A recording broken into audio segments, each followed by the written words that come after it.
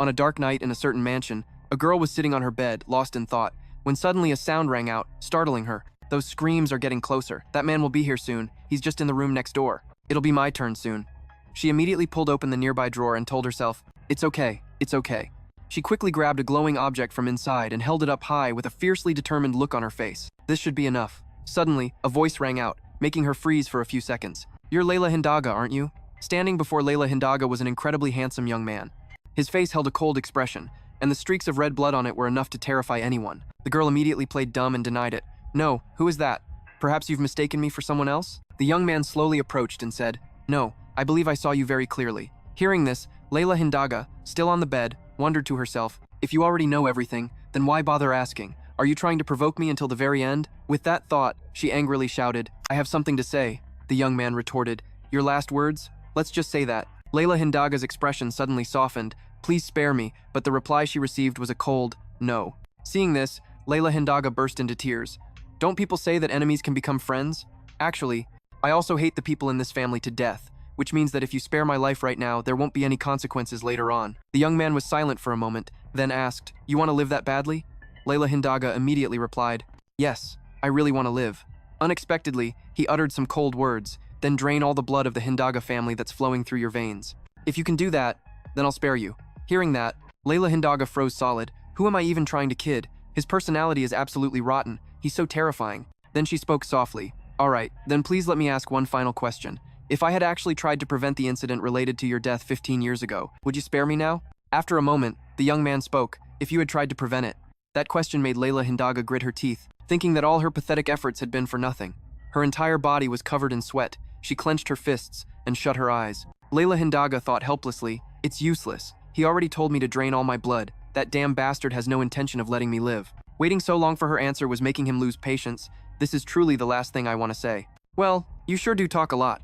Seeing she was out of options, Layla Hindaga yelled, "You know very well how awful your personality is, don't you?" She raised her middle finger. "It feels absolutely terrible that we had to meet. So please, let's never see each other again, you heartless bastard. Before I go, I have to say everything that's on my mind." Suddenly, Layla Hindaga covered her mouth, while the young man watched her with a cold gaze. Tears streamed down her face as she cried out, "It hurts so much." At that moment, Layla Hindaga collapsed onto the floor. "Does it really hurt this much? I've never experienced anything like this before. If only I could have survived. If only I had been able to help him escape back then. The death I always wished for was always the same. In a warm and spacious room, listening to a song I particularly loved, facing death surrounded by my loving family, but that was just a fantasy that would never come true, because I am without blood or tears, and I am the daughter of a tyrant. All my misfortunes began at that tyrant's mansion. One day when I was 10 years old, an utterly naive Layla Hindaga asked, "Father, who is he?" In front of her was a boy with blonde hair. Her father bluntly shoved the boy aside, saying, "He's just a brat you don't need to pay any mind to." But at some point, a feeling of fondness welled up inside her. So handsome. When she saw that good-looking face, she silently thought he was even more beautiful than a doll. The first time I met him, I was captivated by his pretty, doll-like appearance, but he was immediately locked in the dungeon. Out of curiosity, I went down to the basement to see him. A scream tore from my throat, and I became utterly terrified by the smell of blood, so I ran away. Not long after, news came that he had died. I was young then, and this incident became a nightmare for me and appeared in my dreams for many years. And then 8 years later, news broke about a hero who appeared and sealed away the evil forces. It caused an uproar across the 6 lands because of the startling resemblance. I was certain that the hero was the same boy who came to the Marquise's mansion that year, but no one at the mansion believed me. Their answer was that they didn't even know such a boy existed. And exactly 2 years later, after sealing the evil forces and saving the world, the hero appeared in the Marquis Hindaga's mansion, seeking revenge on everyone from the Marquis' household. The memories just kept flooding back into Layla Hindaga's mind. Suddenly, she snapped awake. She looked around and wondered, did it work? The return stone? Then she went to get the mirror. Layla Hindaga looked at herself in the mirror, thinking in astonishment, I really came back. This is me from 15 years ago. Before I died, I risked my life to steal it because I had heard about how to use it. It was one of the items that Father had looted, a mysterious treasure said to send anyone who swallows it back to the past, also known as the regression stone. Initially, after surviving without using it, I tried to make a living by selling it. I couldn't do anything else because the most precious thing is having money in this life. As she thought this, Layla Hindaga got off the bed and walked towards the jewelry box. But my room also has a lot of valuable things. If I stay in this villainous family, I'll obviously be killed by that bastard. Either way, I don't want to stay in this garbage place that treats me so horribly anymore. She started packing her bags. Good, I've got everything. Layla Hindaga's face was beaming. Goodbye, you damn family of devils. I'm out of here. You all can handle the future on your own. But that's easier said than done. I couldn't escape in my first regression. I was killed by the coachman while escaping with a pile of jewelry because he wanted to rob me. I realized that running away alone in a child's body is too dangerous. So in my second regression, I ran away when I was 16, but it was useless. I went to a distant kingdom across the ocean, one I didn't even know existed. He still found me there in the end and completed his revenge on the family of Marquis Hindaga.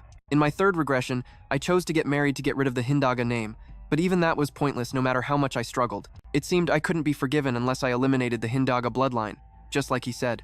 You crazy bastard. And then came the fourth regression, Layla Hindaga thought grimly. Or maybe he gets some sick pleasure out of hunting me down and killing me like this? It feels like I'm endlessly flying towards a place that doesn't exist. No matter what I do, I just end up dying a meaningless death. What the hell am I supposed to do now? What's the point? Just then, a voice interrupted her train of thought. Young lady, the Marquis requests your presence in his office immediately. A moment later, she stood before her father. I hear you haven't been yourself lately. If you don't want to be thrown out, you'd better say something, even if it's just an excuse. Unexpectedly, Layla Hindaga asked a question of her own. Father, what kind of person are you, really? She clenched her fists, mustering all her courage to say, killing innocent people, capturing them like they're objects, capturing them only to kill them immediately. Why in God's name do you do such things? She suddenly let out a string of curses. This damn Hindaga family. Why was I born a Hindaga? Tears streamed down Layla Hindaga's cheeks. It's all useless. Running away, getting married. No matter what I do, I'm still your daughter. Nothing can change that fact. Do you know how to erase a bloodline? He said I could live if the Hindaga blood is completely gone. If you know how, please tell me. I want to live. I'm so sick and tired of dying. The Marquise's reply was as cold as ever. Yes, you do seem gravely ill. Perhaps recuperating at the southern villa would be for the best. As he finished speaking, 2 knights lifted her up. And so, 15 days later, Layla Hindaga once again met the man who had killed her in her 3 previous regressions. As if she already knew death was coming, she smiled and gave him a friendly finger. Yeah, I get it. You win. And now? She was in her 5th regression. Layla Hindaga despondently dropped her head, even though it was a face I never wanted to see again.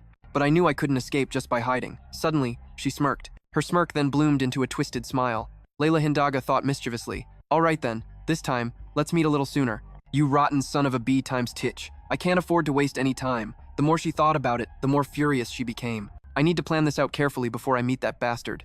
Damn it, in this regression, at least I have some time to think, since I'm under house arrest at the villa. Layla Hindaga walked over to a nearby table and began her analysis. Based on the current situation and what I know, first, I can regress multiple times. If so, what are the conditions for regression? And how many times can I do it? If I die a natural death, will I still return to the past? What if I live to be 90? I don't know for sure, so I have to protect myself from a meaningless death. Besides, this could be my last regression for all I know. Second, the time I regress to is fixed. Year 332 of the kingdom's calendar, May 11th, at 6 in the evening. The location is this room, on this bed, which is probably something that will never change. So, third, preventing that incident is impossible. The incident where my father burned down the orphanage, that child's home, and that psycho, the survivor from that orphanage, arrived at my house the very second I opened my eyes after regressing. The orphanage was already burned to the ground by then, even if I die hundreds of times. I can't prevent it. So, let's put that aside for now. Fourth, I can't remember the exact moment before I die. This is incredibly, unbelievably lucky, a true blessing, because if I remembered all of that, I would have gone insane long ago. Who in this world could possibly not go insane remembering the painful memories of dying over and over again? And even if someone like that did exist, I would treat them as well as my own family. But then again, no one can die and come back to life multiple times. Anyway, the most important thing, fifth, is how to avoid my death 15 years from now. As expected, it's that one method I've been ignoring. Looking at the plan I've drawn out on paper, I tell myself, it's finally time, isn't it?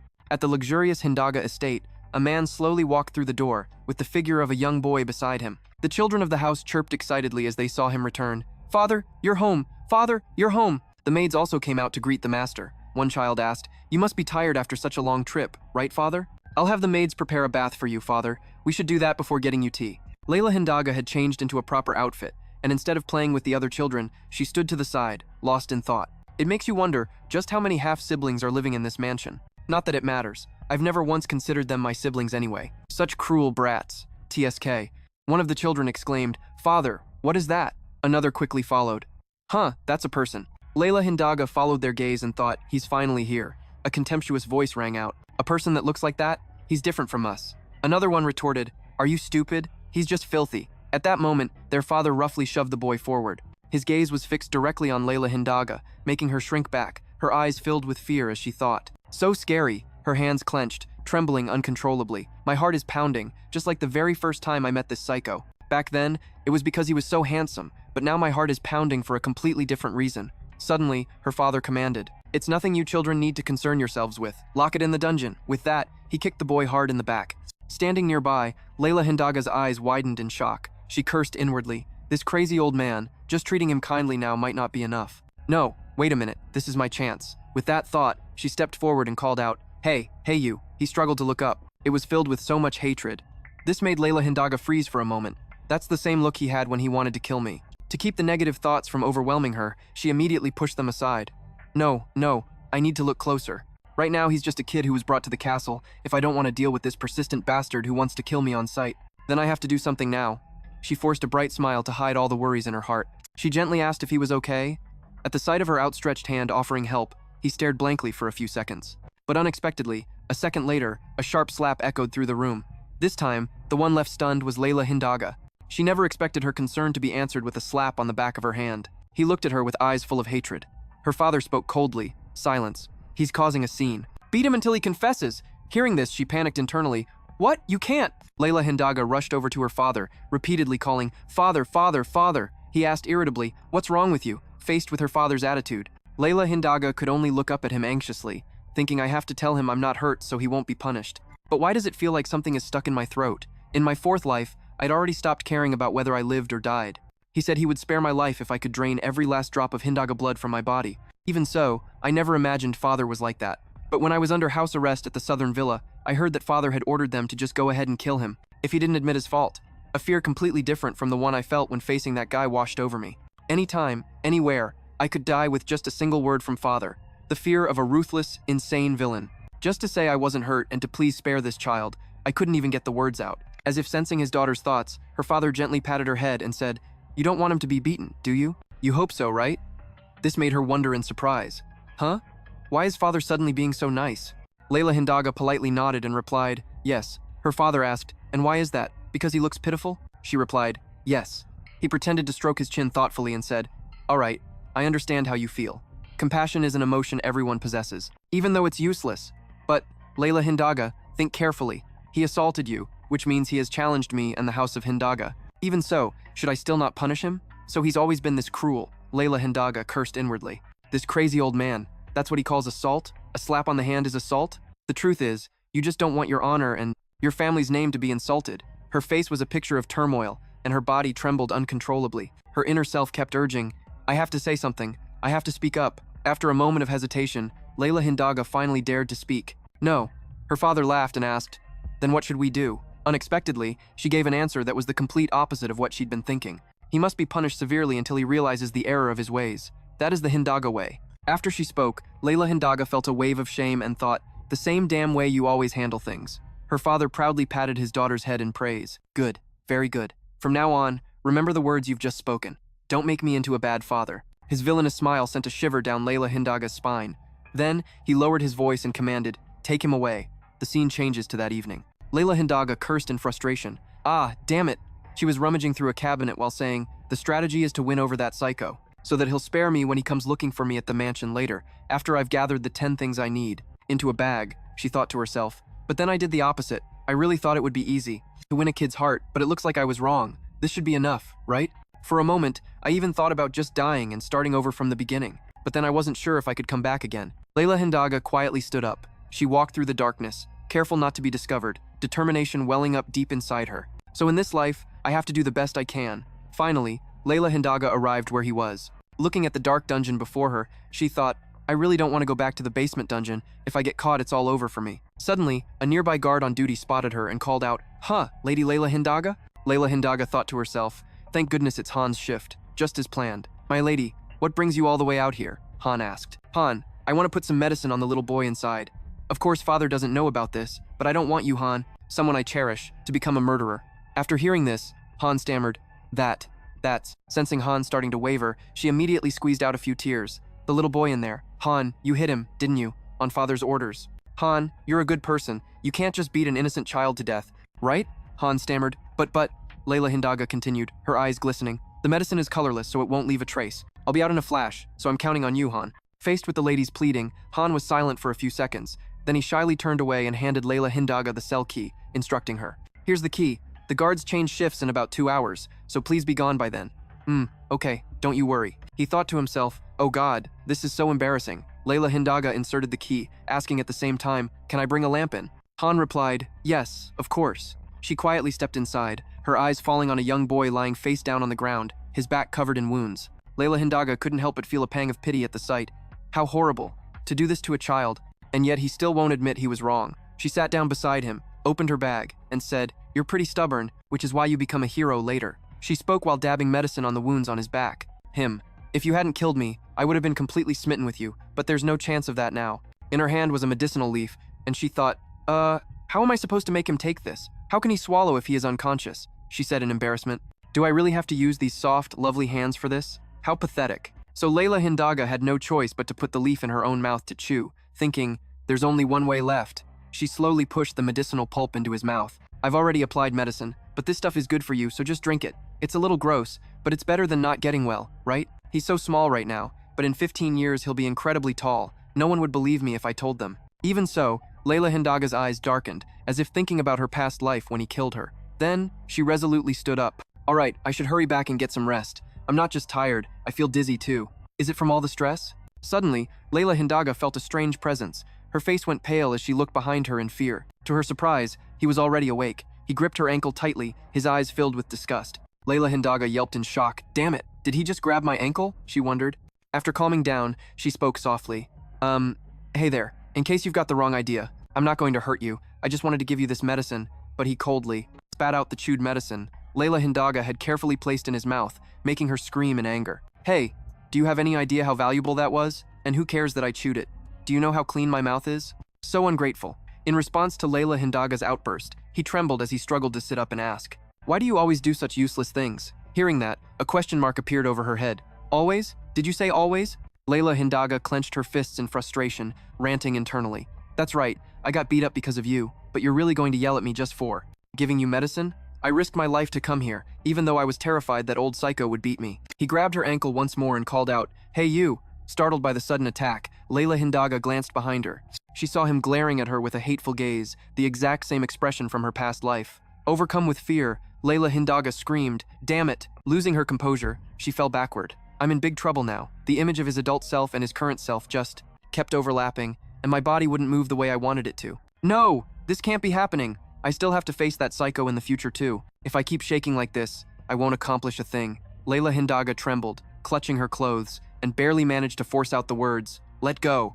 I said let go. Faced with Layla Hindaga's strange reaction, he could only blink at her, taking advantage of his surprise. Layla Hindaga immediately yanked her leg back and quickly ran out of the dark dungeon, fleeing the place without a second thought. To Han's astonishment, Layla Hindaga ran as if she were escaping something terrifying. She told herself, I'm scared, but the one I'm scared of is the Psycho I'll have to face in 15 years. Not the child locked in the basement right now, right? No, I'm wrong. No matter what, they're the same person. That weak little gaze will grow and eventually kill me. When she got back to her room, Layla Hindaga took her anger out on a pillow. I'm so scared. It's so unfair. I'm so pissed. Instead of standing up to that brat, I have to survive by walking on eggshells around him. Is that really the only way or something? She screamed frantically while rolling back and forth on her bed. Her eyes swept across the quiet room. Placing a hand on her heart, she asked herself, but I still want to live. What should I do? Even if it's the worst way possible, I desperately want to live. Ugh, I'm so exhausted. Did I cry too much? My throat hurts, my eyes are heavy, and I'm dizzy again. My hands hurt too. I should just sleep. Crying like this won't make him spare me anyway. And so, Layla Hindaga slowly drifted off to sleep after a long, tiring day. In Layla Hindaga's subconscious, the image of a woman appeared as she told herself, I have to live. I already promised Layla Hindaga. The next morning, as dawn broke, Layla Hindaga shot up after a deep sleep and exclaimed, time to get up. Even though she was still drowsy, Layla Hindaga kept encouraging herself. Yesterday was absolutely horrible, but today will be different, which means I'll have to struggle to survive all over again. As I got out of bed to do some stretches, I thought, I think I heard someone talking while I was half asleep last night. Was I dreaming? I don't know, and it's not that important anyway. In the following days, Layla Hindaga continued to go down to the dungeon to plead with Han. But now she carried a huge bag with her, which made her wonder, do I really look this desperate to survive? The child survived, and that guy's face looks completely unharmed. Luckily, my father has started to ignore him too. So I can walk around the prison without being noticed. I bought food, drinks, and medicine. Ointment for his wounds and herbs to help him recover and heal. Anyway, I bought him all the necessities. I'm scared, but I don't let it show. I smile, encourage him, talk to him, and check to see if his wounds are healing yet. If he hadn't killed my parents, I'd totally fall for him, and after all my efforts, there has been a change. He hates me even more intensely now. Today, Layla Hindaga had to go down to the dining hall early. In front of her were her relatives from the Hindaga clan, and on the table were the most luxurious dishes, but her mind was elsewhere. How could this be? Shouldn't he be opening up to me by now? But he won't even take the things I bring him. Is it because he's tired? Just thinking about that sent shivers down Layla Hindaga's spine. Oh God, look at this. I can see it now. My life or death future is laid out right before my eyes. Just then, her father announced in a low voice, I think I'll go hunting this morning. We won't be delaying our departure, so anyone who wants to join should hurry and prepare. Layla Hindaga sighed. I was wondering why everyone was called down so early, so this is the reason. In contrast to Layla Hindaga's indifferent and disgusted expression, the other children were all laughing excitedly. Ah, we're going hunting. How long has it been since father last went? I'm definitely going to catch a wild boar this time. Only she remained indifferent, picking at her food in silence, sneering inwardly. They have no idea that they'll soon go from being the hunters to the hunted. What's there to be so excited about? It's just going into the forest to scare animals and kill them with spears. Suddenly, she remembered something important. The arrow. I forgot he's supposed to get shot today. By now, everyone had left the table to prepare for their hunt. Layla Hindaga slumped in her chair, worrying, I can't let this happen. How could I have forgotten this was the day? I just wanted to lay low and wait for my chance for revenge. What am I supposed to do? I have no way to stop this. Suddenly, her gaze shifted to a young man in glasses who was talking to a maid, and an idea sparked in Layla Hindaga's mind. Perhaps there's another way?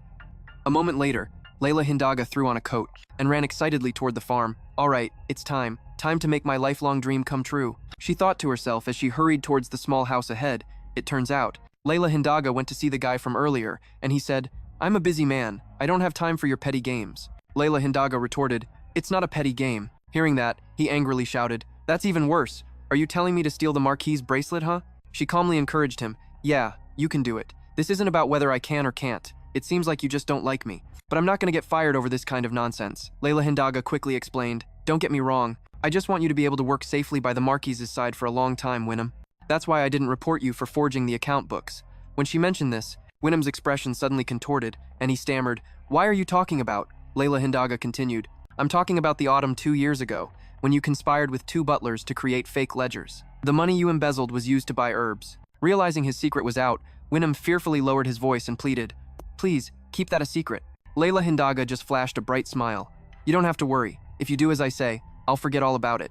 She hadn't expected this to be so effective. With just a few words, Wynnum was already obeying her. He tiptoed to the door, saying, All right, just a moment. The door was quickly slammed shut. Layla Hindaga stepped outside the estate, thinking to herself, I feel a little bad for Wynnum, but it was going to be exposed in 3 years anyway, so isn't it better for me to use it to my advantage? She walked into the stables, looked around for a moment, and then spotted what she was looking for. Found it. A nearby maid asked, My lady, is something wrong? Layla Hindaga asked, This is the road to the hunting grounds, right? The maid replied, Yes, it is, but why do you ask? I'll be taking this. Soon after, a carriage was rattling along a rocky dirt road. Inside the carriage, which was loaded with miscellaneous items, sat 2 children, one of whom had drooping blonde hair, and the other was none other than Layla Hindaga. She snuck a peek at him. There you are. I got on the carriage without any trouble. Thankfully, everything went smoothly. Before I was reborn, I heard that guy died, so I asked a servant why. They said he went to the hunting grounds and was shot by an arrow, a sharp one with blue feathers. Layla Hindaga was glad this information could help her. Now that I know how he died, all I have to do is prevent it. If I'm the one who saves him, surely he'll stop being so difficult. Layla Hindaga touched the sparkling jade bracelet on her wrist. So I can do this.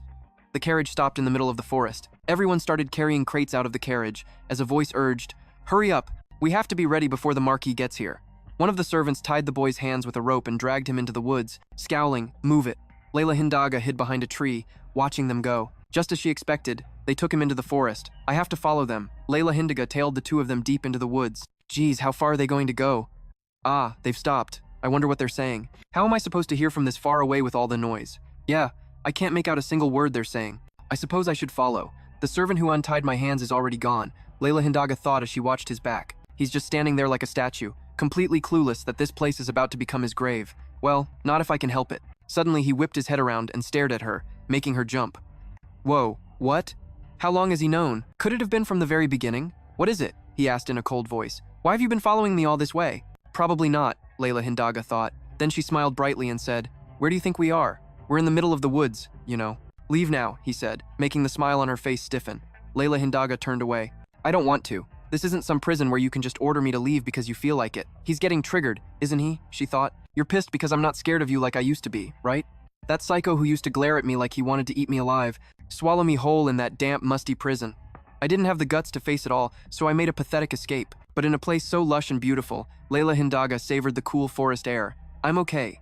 But looking at that gloomy face again, she felt a jolt of fear.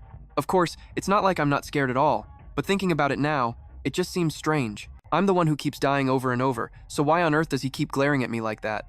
Then she asked, but still, why do you hate me so much? Did I do something to you, Sion? If you were punished because of me. He cut her off. It's nothing. What do you mean? That has nothing to do with it. Layla Hindaga couldn't stop herself from asking, then what do you care about? It's useless, so just give up. Nothing you do is going to change a thing. So just stop it all. Layla Hindaga stubbornly pressed her lips together and asked, does that mean you're never going to stop hating me? He turned his head away, which really pissed Layla Hindaga off. Unbelievable.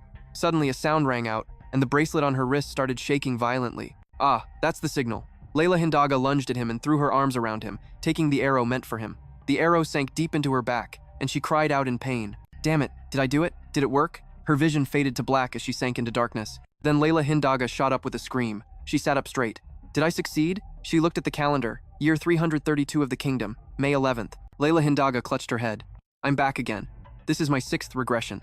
Don't tell me I actually died from that arrow? Step 1. Use Venom to split the bracelet, which will send a signal. Step 2. When the hunt catches up to me and that crazy bastard, Venom will send a signal through the bracelet. Step 3. I take the arrow for that psycho. Step 4. The psycho is moved by my sacrifice and opens up his heart. Fast forward to step 55. I am the one who survives. On my 90th birthday, I'll throw a celebration. The plan was absolutely perfect. But what's the point if I die on the spot? It was just a single arrow to the back for crying out loud. Layla Hindaga burst out crying. Some knights can take a full 4 arrows to the back, and then there are warriors who can handle 5 spears in their back. Yeah, I was just unlucky this time, so let's give it another shot. Layla Hindaga jumped out of bed. Actually, this time is an improvement from the last. I'll start off on the right foot this time. If I start from the moment he's brought to the castle, I bet. Thud, with a loud thump, Layla Hindaga hit the floor. The call of my lady rang out. Layla Hindaga's eyes began to flutter open. Are you all right, my lady? Layla Hindaga flinched, then sat up and asked the maid, did I die again? That can't be right, can it, Mary? The maid just stood there, completely stunned. Mary, what is the date and time today? It is May 12th, 10 in the morning. Layla Hindaga bit her lip. So I did not die. I was just unconscious for a whole day. It is May 12th now, but my lady, this is not the time for this. The Marquis has returned and is on the first floor now. Layla Hindaga shot out of bed and ran straight down to the first floor. So it is time for father and Sion to return, huh? A little further, a little faster. Being late is one thing, but I cannot miss this. If he is in a bad mood today, I might die by his hands, not that psycho's. Then she stopped, grabbing the railing and panting. Huff, why is running so hard? Has it always been like this, or did I just not know? But at least I made it in time. Ha, I avoided death. Layla Hindaga said breathlessly, Father, I am sorry, I am late.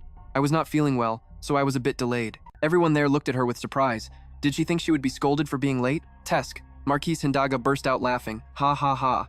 Layla Hindaga was startled and wondered, is he laughing? Has he gone mad with rage? Suddenly he spoke. How admirable. To come and greet my return in such a state. How interesting. Layla Hindaga was surprised. My state? What is he? Suddenly, blood started dripping from her nose, soaking her entire nightgown. Huh?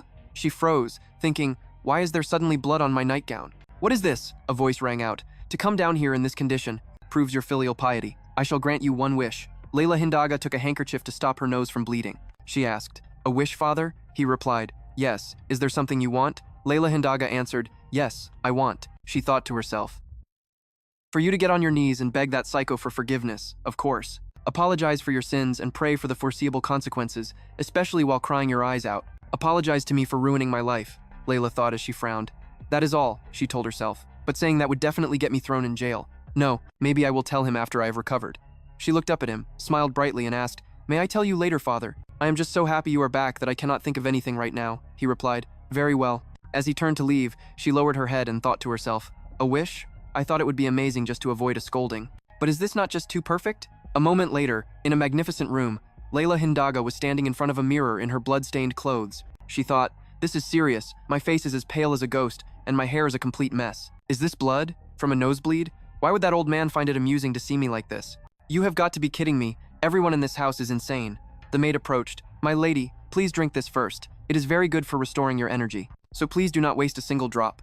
Layla Hindaga replied, Ah, restoring energy is extremely important. Thank you, Mary. Let us change my clothes first. You have no idea how shocked I was this morning. Mary stood beside Layla Hindaga, a little worried. The Marquis returned so suddenly. So I had no choice but to wake you. But your nose had been bleeding for a while, and I wanted to wipe your face. But I did not know if it would be overstepping to change your clothes as well. Layla Hindaga rubbed her chin, thinking, so it was a nosebleed. It felt like something happened right before I passed out. She said cheerfully, you did a good job, Mary. It was only serious because it got on my dress. Mary replied to her, I don't know what you're talking about, milady, but I'm glad everything went smoothly. Layla Hindaga sipped her tea and thought, because I didn't change my clothes, I ended up getting blood all over them, caught father's eye, and earned a wish. Suddenly, her face darkened, and she spat out the tea she had just sipped. She asked, what is this tea, Mary? I told you to bring me a restorative tea. No, what are the ingredients? Mary replied. Well, it was prepared by the head chef. Why did you skip your meal yesterday? No wonder you weakened so quickly. Please, just drink it. Layla Hindaga held the teacup in fear, thinking, this silly Mary. My nose bled because I fainted, not because I skipped a meal. But what's the use in explaining that? She grimaced as she tasted the tea again. But am I really that weak? I get a physical every year, and everything's always been fine. I wouldn't be this sickly if this were my first time being reborn. She set the teacup down and continued her thought, yes, this must be an illness caused by mental stress. Dying and coming back to life over and over has created this pressure. Mary said cheerfully, you're doing great. For the time being, I'll bring you tea at this time every day. Layla Hindaga was horrified. What? You mean this specific tea? Mary asked. Or should I bring it when you first wake up or right before bed? Layla Hindaga replied, no, just bring it whenever it's convenient for you. Mary reminded her, please lie down and get some rest. It's important to recover. Layla Hindaga just hummed. She obediently lay down and let Mary pull the covers over her. She thought, it tastes absolutely awful, but the cup is so warm, even though it's a long walk from the kitchen. Hey Mary, if you ever mess up, I'll forgive you instantly. Mary said, confused. Excuse me? Mess what up? Oh, nothing. But if you're going to make a mistake, you should make it a huge one. Mary said, you're saying very strange things. Layla Hindaga thought of the future, a year from now. When you sneak into my bedroom to steal my jewelry, make sure to take the things from the dressing room as well. A week had passed in her 6th life. I'm not going to the place where that psycho is imprisoned this time. He can't do anything to me, though I really don't want to meet him in a jail cell. Instead, today, on a complete whim, I've decided to save him and get everything over with at once. Of course, I'm not sure if I'll end up dying this time either. Layla Hindaga, cloaked and hooded, glanced around her. A voice shouted from outside, hurry it up, unload the baggage and tie up the horses. She peeked out, muttering to herself, they must have left. I need to hurry. But the moment she peeked out, she was spotted by Sion.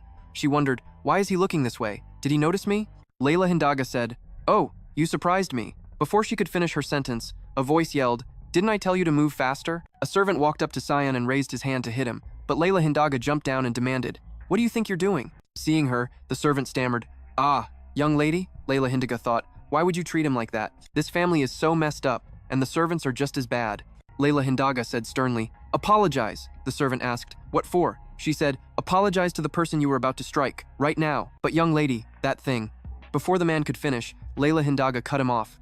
What if I tell my father about this? So are you going to apologize? For a servant, you sure love ignoring a Hindaga. He begrudgingly patted Sion's head. Sorry, there. I was just trying to pat your head, not hit you. Sion knocked his hand away and said, then just hit me. In the distance, people started to whisper. Look at that, how pathetic. The servant could only curse, damn it. Though furious, he calmly said, it's too late now anyway. Follow me. Layla Hindaga thought to herself, since I'm causing so much trouble for the servant and the guards, so she hid behind the tree trunks. I can't hear what they're saying. Before. Layla Hindaga, you have to get closer this time. Just one little clue would be enough. Layla Hindaga paused. She wondered, can I hear them from this distance? Then the two of them started talking. Layla Hindaga thought with relief, great, I can hear them. The servant said, listen carefully. Don't even think about leaving this forest. What do you think will happen if you take even one step out of here? He continued. Dozens of arrows will be aimed right at you all at once. Hearing that, Layla Hindaga panicked. What? If you're curious just how many arrows are pointed at you, then go ahead and find out. I'm curious myself. Layla Hindaga felt a surge of anger. You insane bastards! How can you threaten a child who's not much older than 10 like that? This must be a message from my father, so cruel and disgusting. But I can't get emotional right now. Focus on the signal. I have to save him. Layla Hindaga began to reveal her bracelet. If I can, I hope they shoot his left arm. Suddenly, she lunged forward to protect Sion, but unexpectedly, Sion was the one who protected her. Layla Hindaga stared in panic at the arrow embedded in the tree trunk. That was crazy. We dodged it. We succeeded. But then, she looked over at him and saw an arrow sticking out of his back. She wondered, but we dodged it, so why is there an arrow in his back? She remembered what that servant had said, Dozens of arrows will be aimed right at you all at once. Layla realized her mistake and cursed inwardly. I'm such an idiot. If you're curious just how many arrows are pointed at you, then go ahead and find out. Layla Hindaga thought. Father came here to kill him. Today, this isn't just for fun. That old man is treating him like hunting game. That's why the servant was ordered to keep him in the forest. Layla Hindaga looked at Sion, worried. Besides, arrows could fly in at any moment. If we stay here, both of us will die. In that case, there's no other choice to save both of us. Layla Hindaga struggled to hoist Sion onto her shoulder. I have to confront father directly. She was already drenched in sweat after carrying Sion for just a short distance. He's so heavy. I feel like my back is going to break, but I can't stop, or we're dead. Layla Hindaga kept cheering herself on, just a little further, just a little more. Just then, Layla Hindaga's father appeared. Exhausted, Layla lifted her head to look at him and said, My wish. I'll make my wish right now. He scoffed and asked, Are you going to make your wish right here and now? Layla Hindaga was panting heavily, sweat pouring down her face. Yes, please save this child. She felt dizzy, thinking to herself, Ha, I actually said it. Then, Layla Hindaga collapsed. Later that evening, at the Hindaga estate, Layla was strolling down a hallway. She thought to herself, Ah, that crazy old man. She let out a bitter laugh. I knew he was a scoundrel, but this is just too much. After that whole arrow incident in the forest, he's summoning me the moment I wake up, and he couldn't even come himself. And yet he summons his daughter to his office from so far away, all the way from my bedroom. Her inner self was screaming, even as she stood before his office. Who knows? That old man is always like this. Anyway, I just hope this twisted freak at least respects my efforts. Layla Hindaga was a little worried. This was the story of how her psycho father, nothing more and nothing less, saved her. After walking for a while, she arrived. A servant knocked on the door. Marquis, I have brought the young lady. His voice echoed from within. Let her in. Inside, the Marquis was sitting sternly with his chin in his hand.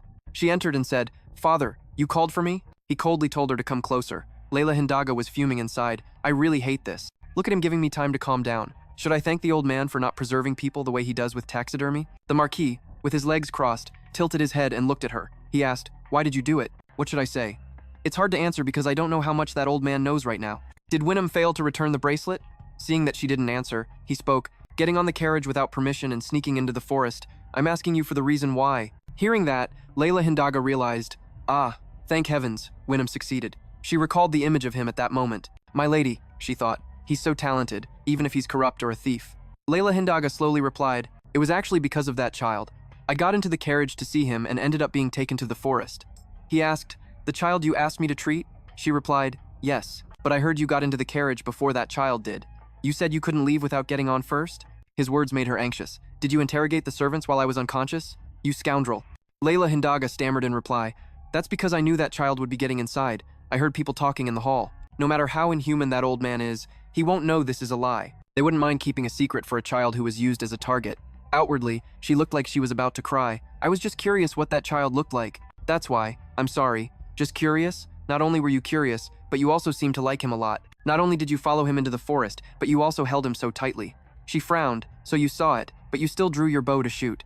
Layla Hindaga knelt. Don't tremble. This isn't surprising at all. I've always known that old man isn't human, so what's new? I just have to do what I have to do. His face darkened as he looked at her with half-lidded eyes. What is this? She said. I deeply regret it. I will accept any punishment you give me. I'll accept it all. But the child I used my wish to save, please give him back to me. If you do that, I won't care about a birthday present next year or any other year. If I give him to you, what do I get? Huh? He sneered. I'm asking what you'll give me. She replied. Ah, I will become a better daughter than anyone. He cut in. I have enough good children already. She was startled. Layla Hindaga thought again. Damn it, he's right. Who in this house isn't a good child? What a useful trick. If I didn't have it, I wouldn't even be on this earth anymore. She looked up, and in that moment he leaned down. You have nothing? No, I do. You're going to like this, father. You really promise? Tell me then. In less than 1 year I will. She sat down and explained something to him. Sweat dripped down her face. Yes, he asked. Is this a promise you can actually keep? Of course. What if you lie? She answered with a straight face.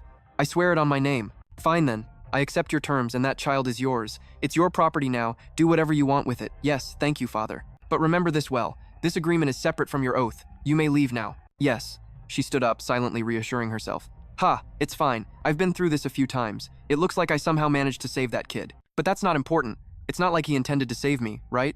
I don't owe him anything. Even if he's not my savior, I still have time. So I have to win his heart. Maybe if I treat him well and get close to him, his heart will. Ha ha. Although he's never once opened up to me.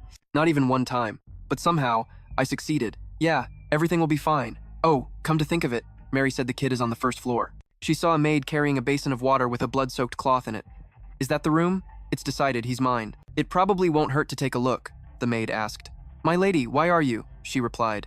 I'm just bored, she thought. A little noise probably won't bother him, considering I've already made such a big fuss. The door opened, and Layla Hindaga peeked inside. Before her was Sion's bruised face. The bandages looked quite clean, so the wound probably isn't deep, but why is his breathing so shallow? He's sweating a lot too. Thinking this, Layla Hindaga touched his forehead to check. He doesn't have a fever. Is it a cold? I guess that's better than a fever. She spaced out for a few seconds, then smiled proudly. I guess I'll have to become a priest. I could just leave him alone, but I don't want to just leave like this.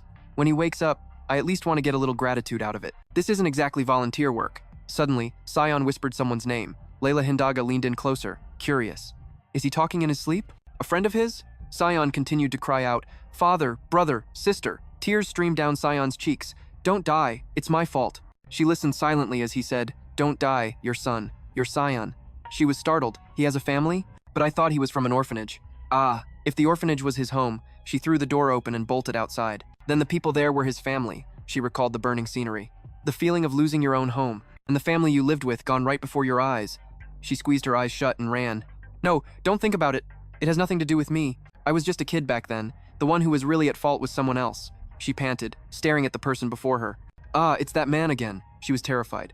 I don't want to die. I don't want to die here again. She collapsed to the ground, the flickering flames making her turn her head. Is that what you felt? Because those memories keep haunting me, no matter how hard you tried to run away. Is that why you were crying? The next morning, Layla Hindaga sat up in bed, rubbing her eyes. Tears lingered on her hand as she suddenly let out a hollow laugh. Ha ha. Sympathizing with the enemy who tried to kill me hundreds of times, I guess I really am meant to be a saint. A voice called out from outside. My lady, are you awake? Oh, Mary, good morning. The one you were worried about has regained consciousness, she asked in surprise.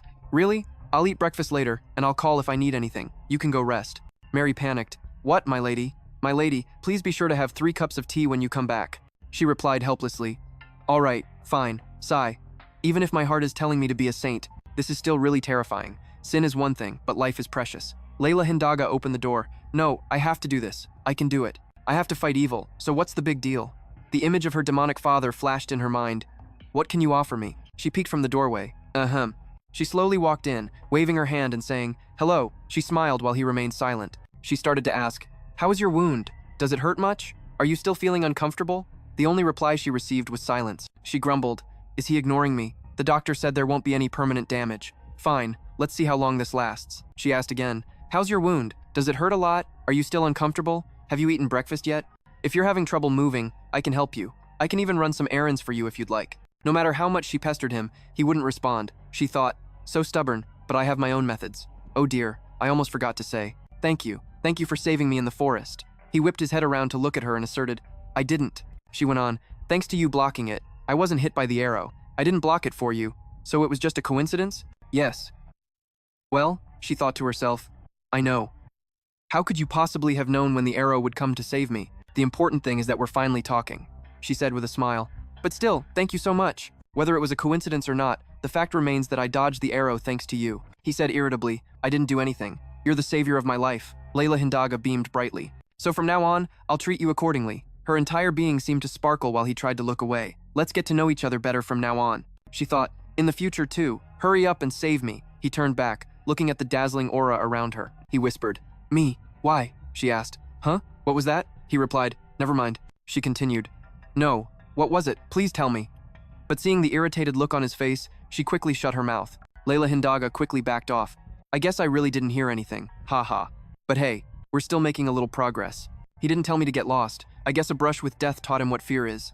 She then said, oh, right. That reminds me. We haven't even told each other our names. She thought to herself, of course, I already know your name because you're such a great hero, the favorite subject of bards' songs and dances, the muse for artists' paintings, and the talk of the town. Commoners and nobles alike talk about you constantly. Naturally, your name is etched into my memory, but exchanging names is the most basic of courtesies. Then, she introduced herself. My name is Layla Hindaga. If no one else is around, you can just call me Miss Layla Hindaga. What's your name? His fingers gripped the blanket tightly, but he remained silent. In her head, she pinched his cheeks hard. Just tell me your name, please. Don't you want to? She imagined herself bopping him on the head. This guy is honestly so mean and incredibly petty. I guess a little teasing should do the trick, she said cheerfully. Then I'll just call you whatever I want. I had a super duper cute bunny when I was little, and his name was Cajun. The moment she uttered that name, he froze. Oh? She thought, giggling to herself. He must be shocked that I said his real name, one he's never told me before. He must be a little flustered. Ah, but his face was clearly filled with anger. She couldn't help but feel a bit confused. Why? Why is he looking at me like that? She instinctively backed away. Did I make a mistake by calling him by his real name? I have to fix this, she said loudly. I'm sorry. Her words startled him. He rubbed his head, a mix of annoyed and helpless, and finally uttered a name, Sean. She froze. Huh? You mean Sean? Yeah.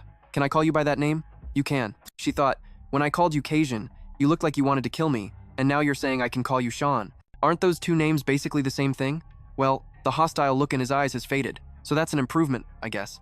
I'm sure it's fine. It's not like I understand him anyway. She beamed. Thank you for letting me call you by your name. She quickly backed toward the door. Well, I'm leaving now. Remember what's important and get some rest. He watched her in silence. As she closed the door, she said, See you later, Sion. The door clicked shut, leaving Sion sitting stunned in the silence. Cajun, big brother. When a child lived on the streets, countless people would ask for his name. Oh my, how old are you? Normally, when you live on the streets, you forget your own age. He'd answer, I'm 5 years old. Those children knew their exact age. A girl offered him a loaf of bread. Are you a boy or a girl? You look so cute. Some people even had to ask if he was a boy or a girl. Taking the bread, he'd reply, I'm a boy. The boy was confused that they couldn't tell just by looking, but he always answered right away. That was an easier question to answer than his age. A man showed up. What are you doing with that beggar? These kids are crawling with germs. But he's so pitiful, she replied. He began to chew on the bread, ignoring them. At the Sunshine Orphanage, what about a name? No one had ever asked him that. The boy pursed his lips and, after a moment, answered, a beggar, sir. Cajun, taken aback, asked again. What did you say? The boy asked blankly. Am I wrong? Then it's germ pile, trash, filth, scum. Cajun quickly cut in. Enough, that's enough. You don't have a name, do you? The boy replied. Aren't those my names? That's what people call me. Cajun explained. You shouldn't think of those things as your name. What you just listed, those aren't names. So you really don't have one? That's all right. You can pick any name you want for yourself later. In fact, I chose my own name too. It's Cajun. He ruffled the boy's hair with a brilliant smile. The boy immediately called out, Cajun, you should use an honorific when you call me. But well, I'll let you get used to it. I need time to remember that name. Okay, until you pick a name for yourself, we'll need a temporary one. Since your hair shines like gold, I think Sunshine would be a good fit. Just then, a girl approached, looking displeased. He turned to Adele and asked, When did you get here? I just arrived, and more importantly, I think I heard something really weird. Huh? What is it? Adele shouted. Hey everyone, get over here. Everyone from the orphanage quickly appeared. What's up? What's going on? Who is this? You all know about the kid who's going to start living with us today, right? This is him. Everyone started chattering. Oh, so this is him. Welcome. Let's all get along. We're all like brothers and sisters here. You can call us by age. There's Adele, Adley, Mike, Jay, and Cecile, for example. I'm the oldest brother at 14 years old. Adele crossed her arms and said, So that's not the issue now. Cajun gave the kid a name. He calls him Sunshine. Everyone immediately chimed in. Gross. That's awful. So cringy. That's a no. What were you thinking? Cajun tried to continue. It's fine, guys. Even though you guys have a problem with it, let's just ask the kid himself. Sunshine. Our little ray of sunshine, what name do you like? I'm curious if you like the temporary name Sunshine that I gave you. Just answer me, okay? Sion. Someone else cut in. How many more times are you going to call the kid Sion? He smiled brightly and said, I like it. Sion sounds nice. Edel fainted in disbelief as Vasily caught her. Hang in there, Edel. All while Cajun was dying of laughter. And so, the small orphanage gave the child a name, calling him Sunshine. Sunshine's happy days at the orphanage unfolded, filled with playing together, swimming in the stream, campfires, and fun in the snow. Inside the orphanage, a voice called out, Is everybody here? Cajun said, The reason I gathered you all is that I've been thinking about Sunshine, and I've come up with an official name. Everyone nodded in agreement. Edel said, I seriously cringe every time I call him Sunshine. What about you, Sunshine? Have you thought of a name yet? He began to speak. Cajun. I like Cajun. Hey, that's my name, Adele asked joyfully. So what? Are you serious? Hey, Cajun. It looks like that name suits Sunshine more than it suits you. Cajun quickly retorted. What? What's that supposed to mean? Everyone should have a name that fits them. Sunshine beamed. A handsome name for a handsome person. That's right. From now on, we should just call Sunshine Cajun instead. I'm on board with that. Everyone started making a ruckus. Cajun should just give his name to Sunshine. Give it up. Give it up. Have a conscience. It doesn't suit you at all. You should change your name to Ugly. Ugly suits you better. Cajun asked helplessly. Sunshine, you were joking when you said you liked the name Cajun, right? Right? You really like the name Cajun? Sunshine was silent. Cajun yelled, You little traitor. How dare you? After everything I've done for you. Adele grabbed Cajun's collar. Down with the tyrant. Don't be ridiculous. He was already grown up when he got here. Suddenly, Sion said, Then it'll be Seyun. That will be my name. Cajun asked, You mean Seyun, not Cajun, right? The boy smiled and replied, Yes. Phew, what a relief. I almost had to change my name to Ugly. So lame. You should have had to pay the price for naming him Sunshine. Just kidding, you dummy Kajin. Cecile leaned on his shoulder. Sean. So, you're not Sunshine anymore. You're Sean now, right? Yeah. My name is Sean. For Sean, this place was home, a warm place that gave him a name, and a place that taught him what family means. And it was a place with people who were like his real parents, enveloping everyone in love, but that happiness would not last long for Sion. He ran in a hurry. Mom, Dad, Cashin, Adele, Mike, please, just wait a little longer. A fire blazed brighter and brighter in Sion's eyes. I'll save everyone. Everything that child cherished was being swallowed by the raging fire. In the bustling, crowded market, Cecile couldn't contain her excitement and cried out, Sion, look, they have live chickens. They sell a lot of meat here, huh? Sion said casually. Well, it is a market, but why are we here at dawn? And on your birthday morning of all times? Cecile replied. It's because it's my birthday. There are some things I want to buy. Sion asked doubtfully, do you even have money? Cashin gave me a few coins for my birthday. He already had a job and was earning money when he was only 19. Hearing that, she turned away and said with a pout, I've always wanted to buy gifts for Mom and Dad. I mean, I wanted to use my own money, but in a way, the money my brother Cashin gave me is my money too. Sion burst out laughing. What are you talking about? Then she grabbed Sion's arm and started pulling him, saying excitedly, Anyway, help me pick out presents. Hurry up. All right, Cecile. Slow down. After that, Sion and Cecile held hands while they shopped.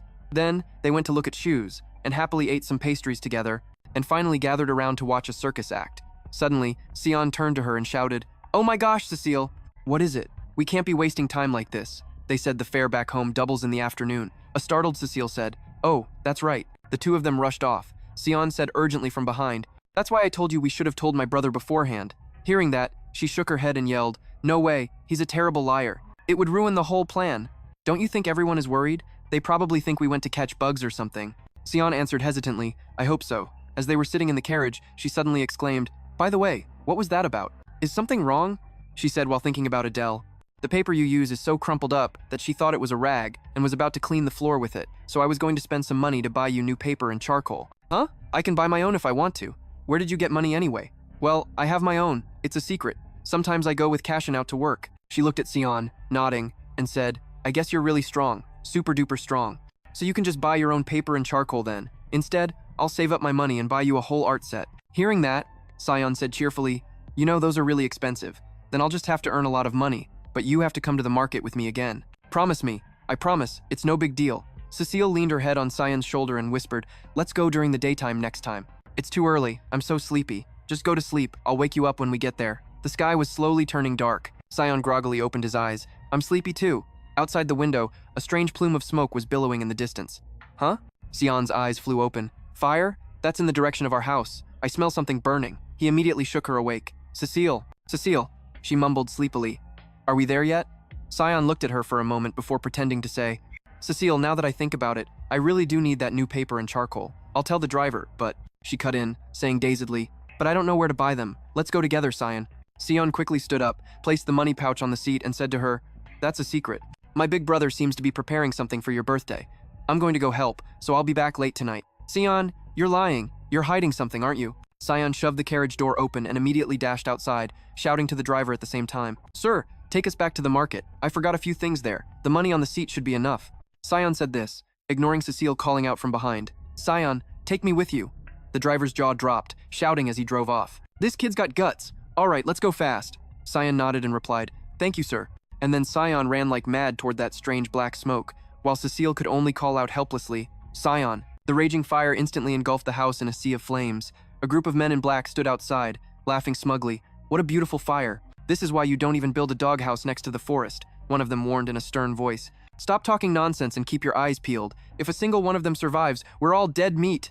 The whole group nodded and then exclaimed in admiration. What a beautiful sight. Suddenly, one of them shot a wary glance and spotted Sion rushing toward the house. He frowned and said, What's that?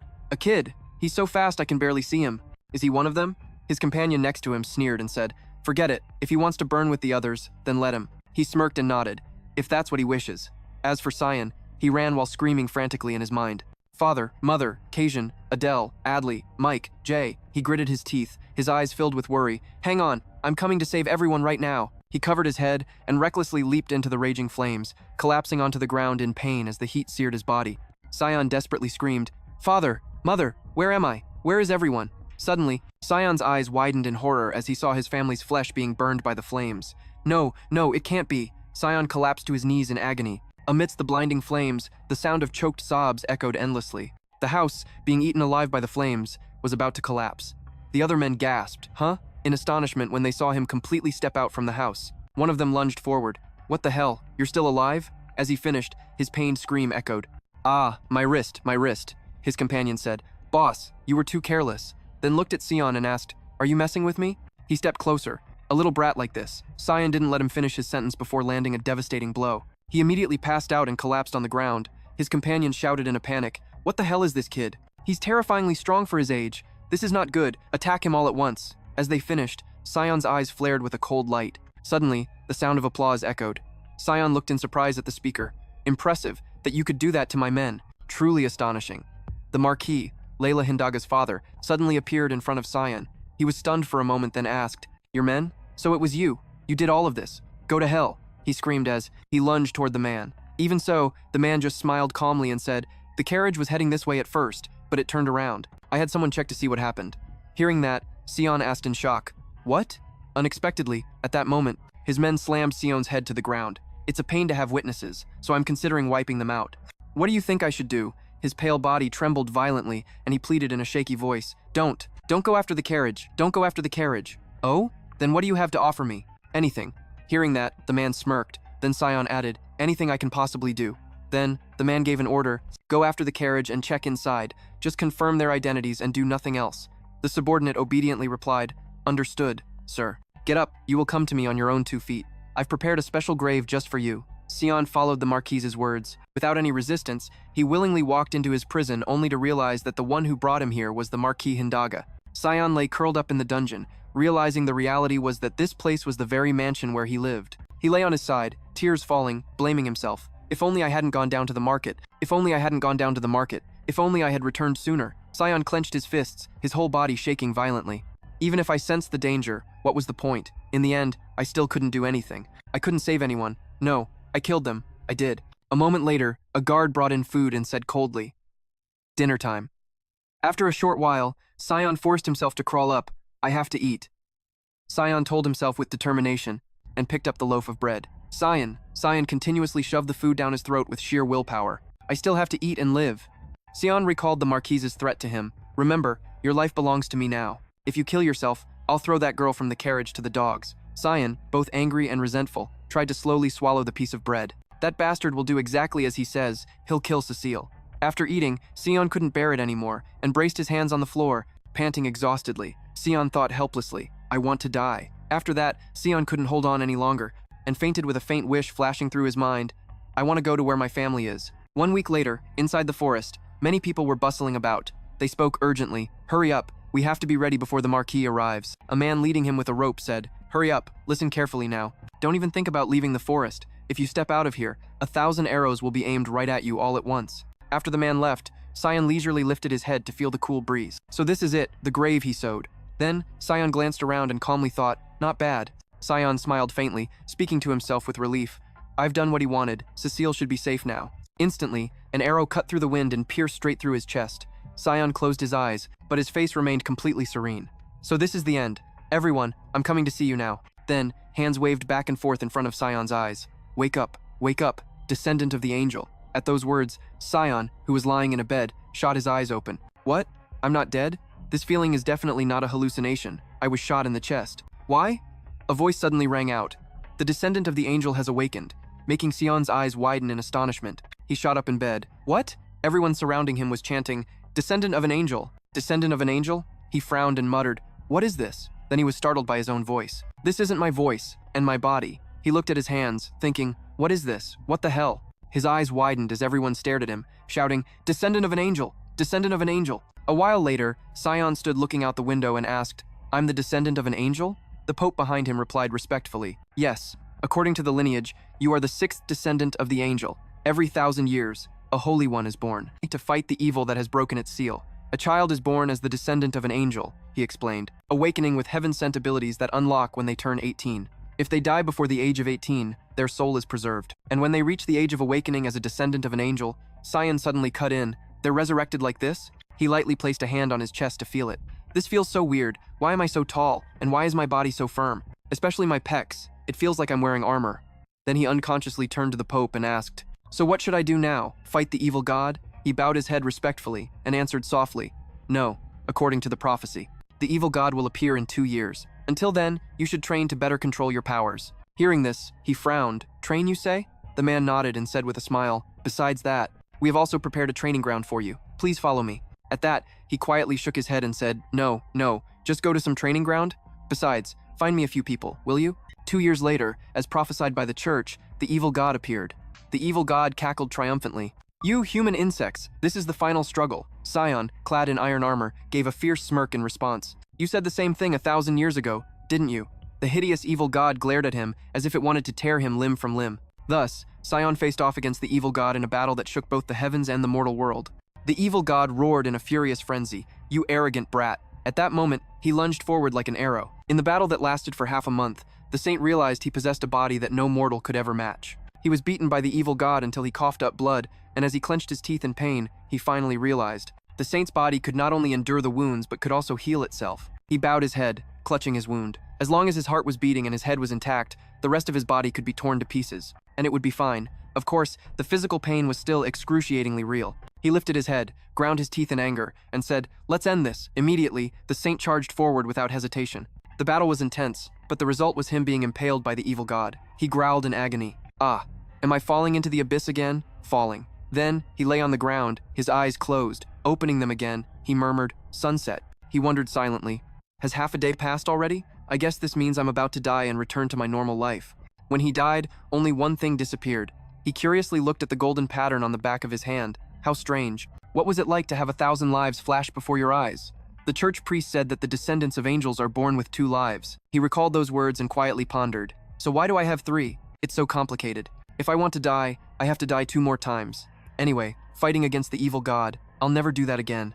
The second time, an image of the hero emerged as the evil god was sealed, and the sky turned to ash and vanished. Everything went back to normal as if nothing had happened. Seeing the sky clear, the holy temple announced that the evil god had been sealed. As expected, the crowd began to cheer when the hero returned. The leaders of various nations were desperate. They wanted to keep the hero in their own country. They offered him a higher rank and marriage into the royal family, and even adoption by the nobility, but the hero refused all those offers. There was a rumor that during the fierce battle with the evil god, the hero was so severely injured that he didn't have much time left. His voice, as he refused the offers, had also become drier and more emotionless than ever. The more people thought about it, they remembered that the public didn't even know his name. "Can you please tell us?" But the hero was incredibly honest. When he answered the question about his name, "It's Cajun," or so it was said. 3 months later, Sion returned to his hometown, the place where he started, as a common citizen, not a hero. Sion had to visit one place. Cecile had originally lived in this country, and when Sion asked the Holy Temple to find Cecile, 2 years ago, they had found her in just a few days and told her about Sion. The temples were quite far from this nation, so they couldn't meet in person. But fortunately, they were able to exchange letters, so his backpack was filled with them. Surprisingly, Cecile had become a countess. It was hard to imagine, since in Sion's mind, Cecile was still a mischievous child. According to the explanation in her letters, it was a contract marriage. He didn't really understand it, but he tried to accept it. After all, Cecile seemed happy, so meeting her was his top priority. He suddenly pulled on the horse's reins, coming to a stop. He looked at the cemetery in front of him. There were 2 things Sion had to do first. He dismounted from his horse and murmured, "This grave must be Cecile's." He touched the inscription on the tombstone, the final resting place of the 7 angels, warning that anyone who disturbs the peace here would be punished immediately. Then he suddenly smiled, shaking his head as he thought, if it weren't Cecile, it wouldn't be written like this. Sion was suddenly at a loss for words. He bowed his head as if in remembrance of Cecile. Then he went to another grave and sat down. He looked at the tombstone and said with a faint smile, "I'm sorry I'm so late. I wanted to come sooner, but there were some things I had to finish first. I don't really understand what it was, but they said I was a hero and that I had to fight the evil god. It's strange, isn't it? I couldn't even protect my own family, yet I was asked to save the world. That's why I introduced myself as Cajun. The thought of me becoming a hero is ridiculous, isn't it? If it had been my older brother, it would have made much more sense." After he finished speaking, he didn't know what else to say. Then he stood up. "I'll be leaving now. Please don't be upset that I'm leaving so soon. There are some things I need to do." Sion turned decisively, leaving a message as he walked away. "I'll be back. Next time I'll bring flowers and stay for a long while." Then the figure of Sion holding a sword appeared, killing everyone inside the mansion. Piercing screams and cries echoed loudly. "Monster! It's a monster! We have to tell the Marquis." He coldly cut the servants off. "There's no need to." As he finished speaking, he cut down a nearby servant. "We'll go ourselves." A soldier immediately rushed forward shouting, "You bastard, dispel the barrier now." He looked at them emotionlessly and spoke. "Ah, we've met before, haven't we? You tried to leave but were blocked, right?" The man warned his comrades, "Don't falter. It's just one of them. If we work together, we can defeat him, and if he dies, the barrier might." Before he could finish his sentence, Sion struck him down with a single slash and his head fell to the ground. Sion smirked and said softly, "Even if I die, the barrier won't disappear. This barrier was created by a treasure from the sanctuary of the evil god, so there's no escape." He immediately lunged forward, causing them to scream in fear, "Run!" Horrified screams rang out. The tip of his sword slashed down as fast as lightning, leaving them to only scream and beg, "Please!" Sion pointed his sword at the last remaining soldier. He was so terrified his whole body trembled, letting out a frightened cry and stammering, "Please spare me. I'll do anything." Sion looked at him coldly and said, "Let me ask you a few questions. Where's the Marquis?" "Mostly in the main hall." "I see," he said, then decisively cut the soldier down. He brazenly stepped over the corpses littering the hallway. "Thanks for telling me." The door to the main hall suddenly creaked open. A silent Sion appeared. As he stepped inside, soldiers immediately rushed out from nowhere, surrounding him. The Marquis looked at him smugly and said, "You arrogant bastard, this will be the grave for your aggression. Even if you regret it now, it's too late. My elite knights and battle mages, who can stand against an entire army, will rush in and attack you like a downpour. You won't get a single step closer to me, die without a trace." At the same time, Sion gently raised the sword in his hand. He leaned over and threw the sword straight at Marquis Hindaga, the sword cutting through the wind, speeding towards him to his astonishment. Fresh blood immediately splattered onto his face, stunning him. "What is this? What the hell?" Before he could finish, Sion had already cleared out all of his soldiers and was slowly approaching the Marquis. He backed away, saying fearfully, "Wait, what do you want? Tell me what you want. I can give you anything. Money, power, or women. If it's women, I have a rather unique daughter." The Marquis was taken aback by his question. "Why did you do it?" Sion glared at him angrily and said, "How dare you burn down the orphanage 15 years ago and kill everyone inside, huh?" The Marquis exclaimed in shock. "What? An orphanage?" He shook his head, trying to explain. "What are you talking about? No, you're mistaken. It wasn't intentional. But I'll apologize even though it wasn't on purpose." He suddenly frowned, then immediately pulled out a sharp dagger and shouted, "Die!" But Sion was faster than he thought and landed a sword strike right in the middle of his chest. He said with a hint of disappointment, "So you don't remember? You don't even remember who I am? That's how insignificant death is to you." He gently wiped the blood from his face and looked up at the ceiling, his expression cold and emotionless. How empty, he thought. Outside the mansion, the rain was coming down in sheets. A terrified scream echoed as fresh blood splattered across the glass door. Sion stared at the door before him, thinking, this room must be the final stronghold. He slowly turned the doorknob, and the door creaked open. Layla Hindaga was sitting on the bed, admiring a gem in her hand. Sion asked, "Are you Layla Hindaga?" She replied, "You've got the wrong person." He was at a loss for words, thinking, what a strange woman. Does she really think I'm asking because I don't know? I didn't expect her to deny it so bluntly. He approached her, his face hardening in confusion. "No, I'm quite certain you are." He asked in a low voice, "Do you have any last words? A final wish, perhaps?" Then he thought, maybe that's why she denied it. I'll give her the chance to make a wish. Since she's a woman, I'm sure the one standing before me will. Get on her knees and beg me to spare her life, pleading please spare me to my cold, unfeeling face. Layla Hindaga frowned warily and answered in a stern voice, "No." He slowly drew his sword, his gaze cold as he told her, "Then you have decided your fate." He thought, a bit confused. She refused immediately. Doesn't she want to live? Instead, I'll show her one final act of mercy and give her one way out. He looked at her awkward smile and stated his condition in a low voice.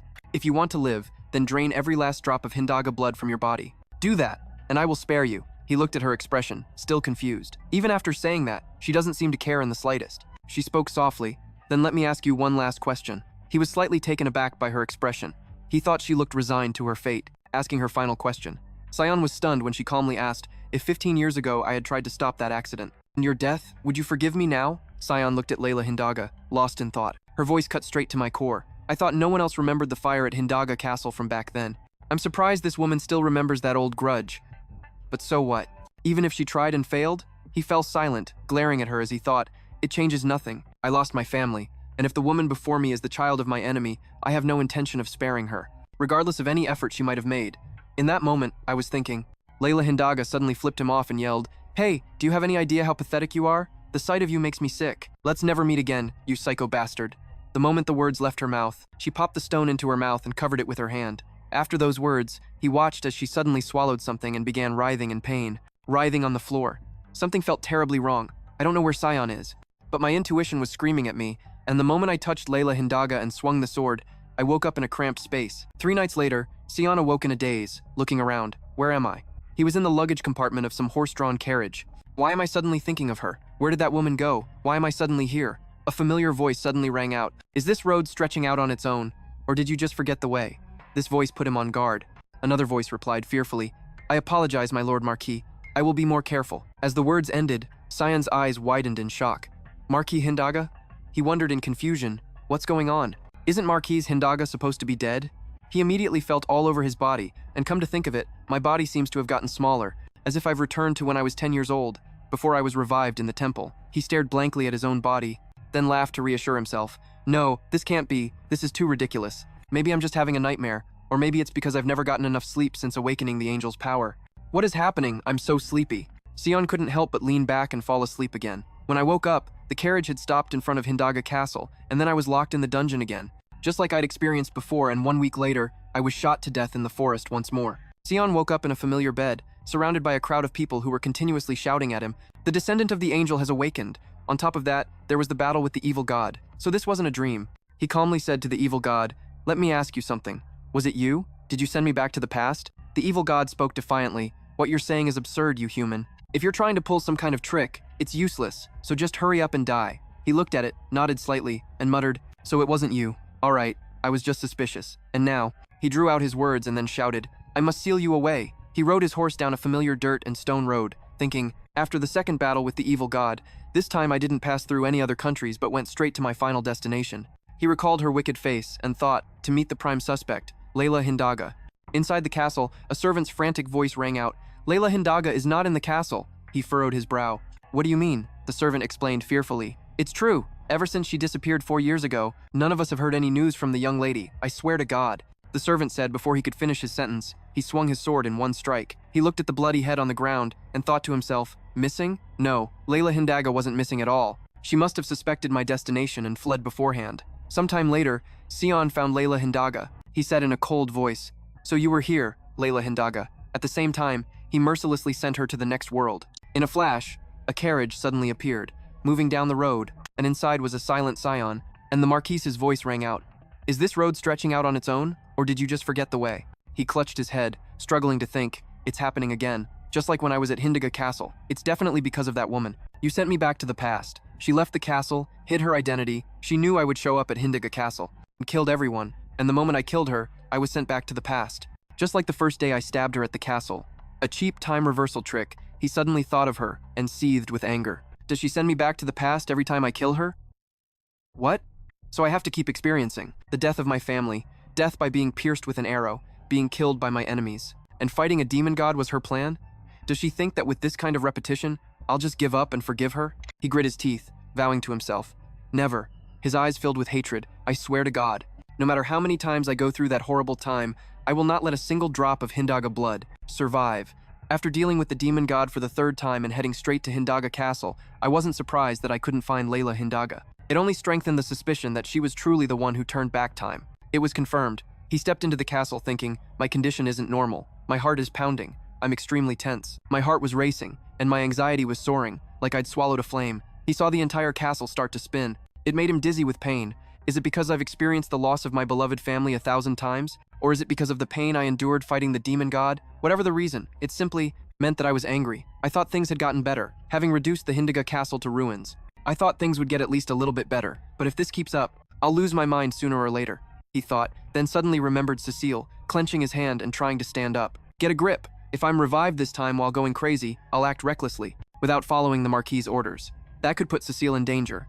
With that thought, he tried to take a deep breath. Of course, the consequences would be unpredictable. Before things go completely off the rails, it would be better to meet Cecile first. Count, welcome to the Count's residence. It's been a long time. Cecile looked at him joyfully and said, You've really changed, Sion. You've grown so tall and handsome. After she finished, he smiled and replied, You too, you've even become a countess. I look pretty different from when I was a kid, don't I? Sion looked at her thoughtfully for a moment. I'm glad I came to visit her. Good. I just need to stay sane like this. Cecile suddenly spoke up. I've heard a few things recently. You seem to have become quite famous. Are you okay?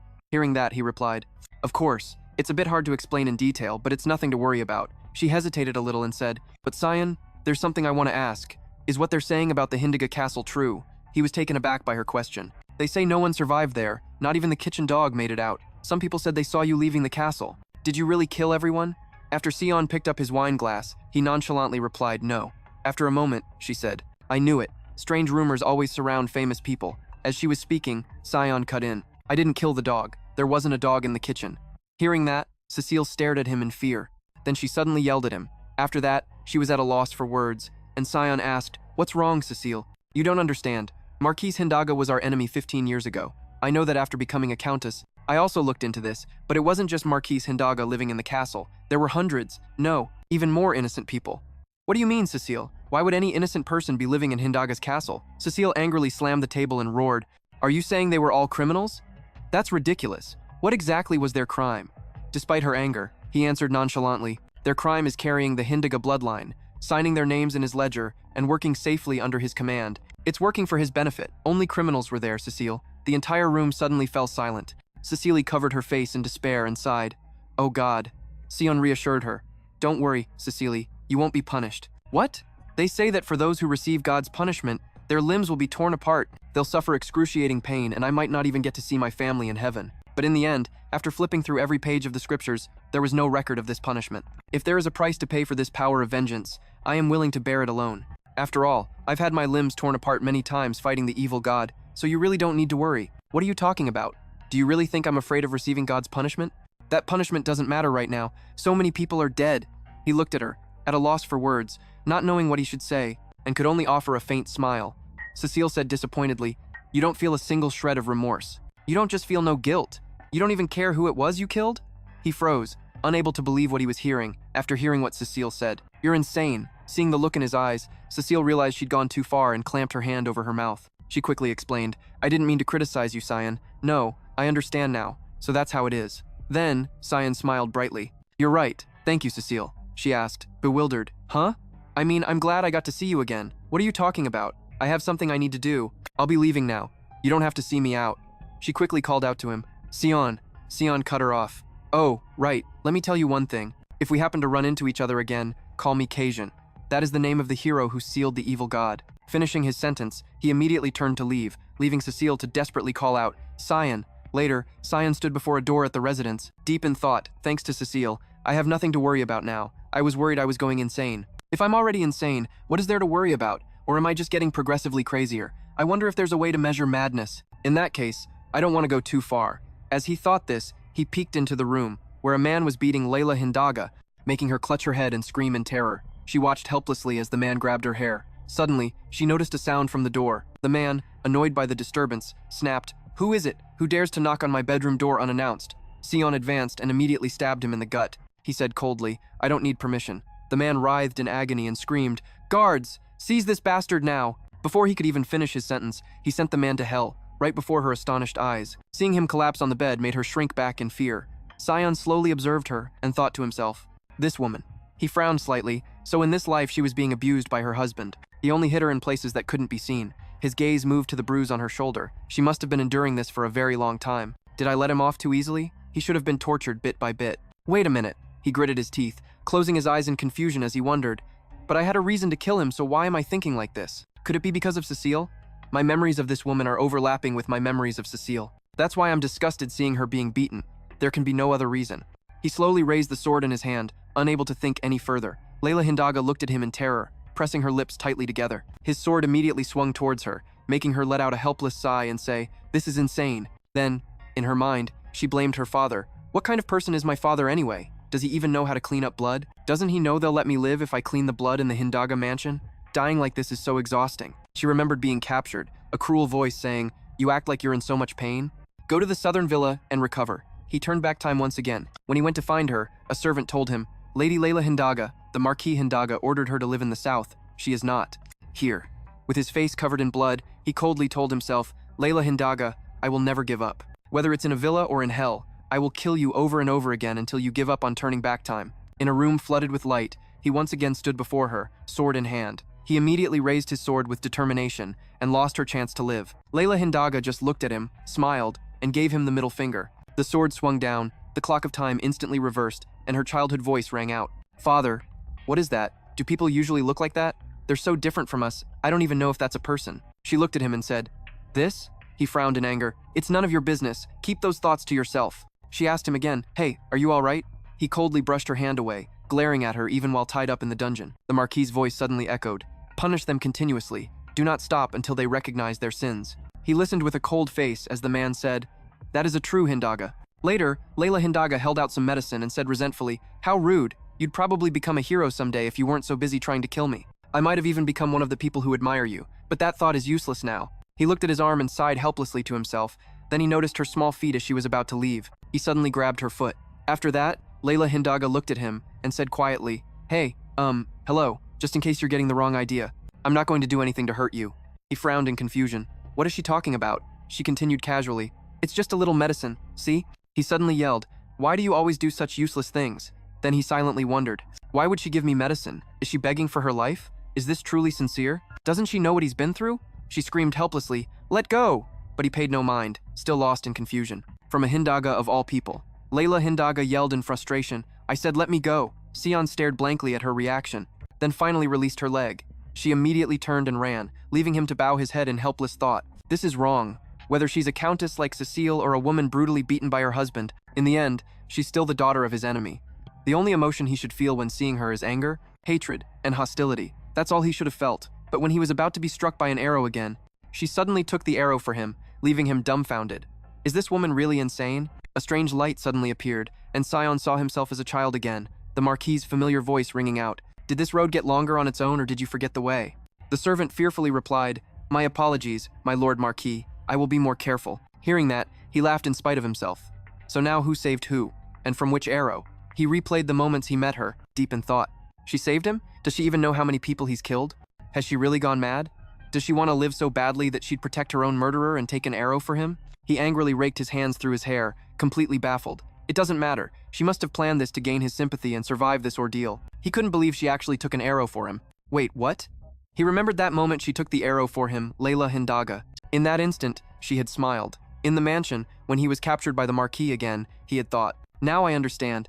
Leo Hindaga planned for her to save me to get on my good side." He looked up when he heard her say, "Father, I'm sorry I'm late." He watched Layla Hindaga and continued to think, but she never would have expected to lose her life in that moment. There was no reason for that woman to die in his place. He had been so foolish, everything he'd done until now was meaningless. He even thought she was the one causing the time loop. He finally realized the truth that Layla Hindaga had been shot by an arrow while saving him and accidentally traveled back to the past. That means the condition for returning to the past wasn't Layla Hindaga's wish, but Layla Hindaga's death. Once again, he was about to be killed by an arrow.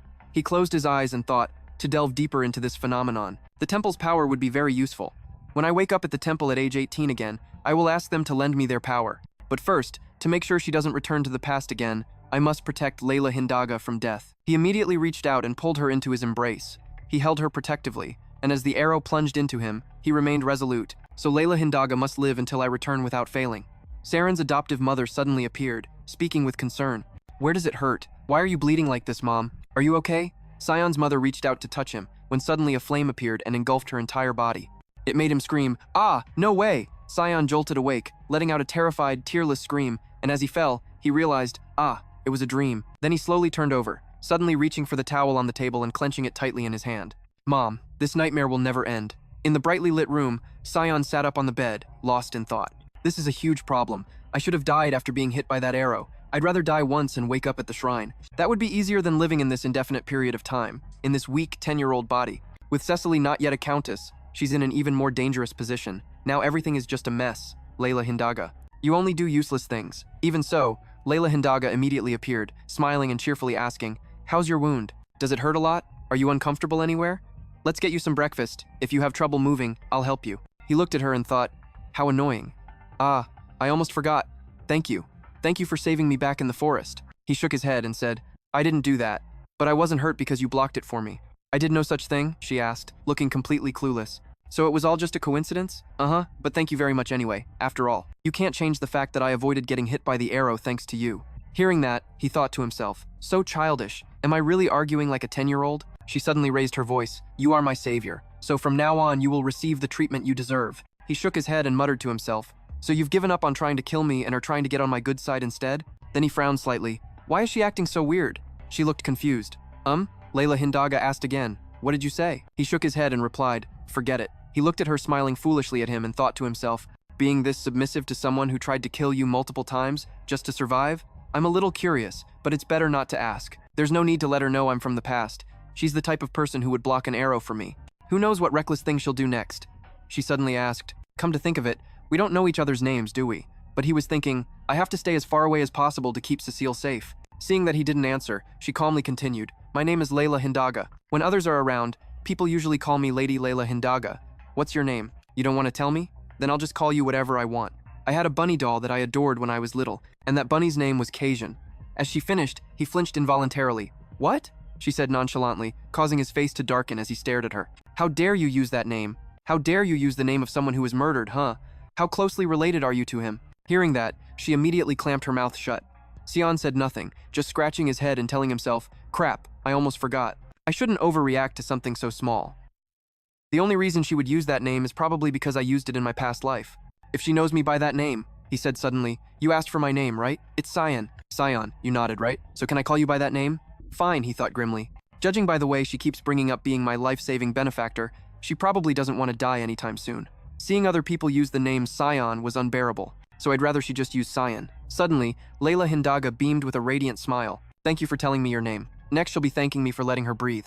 Suddenly, he clenched his fist. After all, it's just the name of a coward who couldn't save his own family. Meanwhile, Layla Hindaga had already dashed to the door. Well, I'm off. I just realized I have something to do. See you later, Sion. He stared blankly after her, thinking, a scared, curious little pony. She's that terrified, and yet, it's as if instead of a person, she'd just met a monster, and yet she still managed to force a smile. I wonder if she even noticed her hands were shaking like a leaf.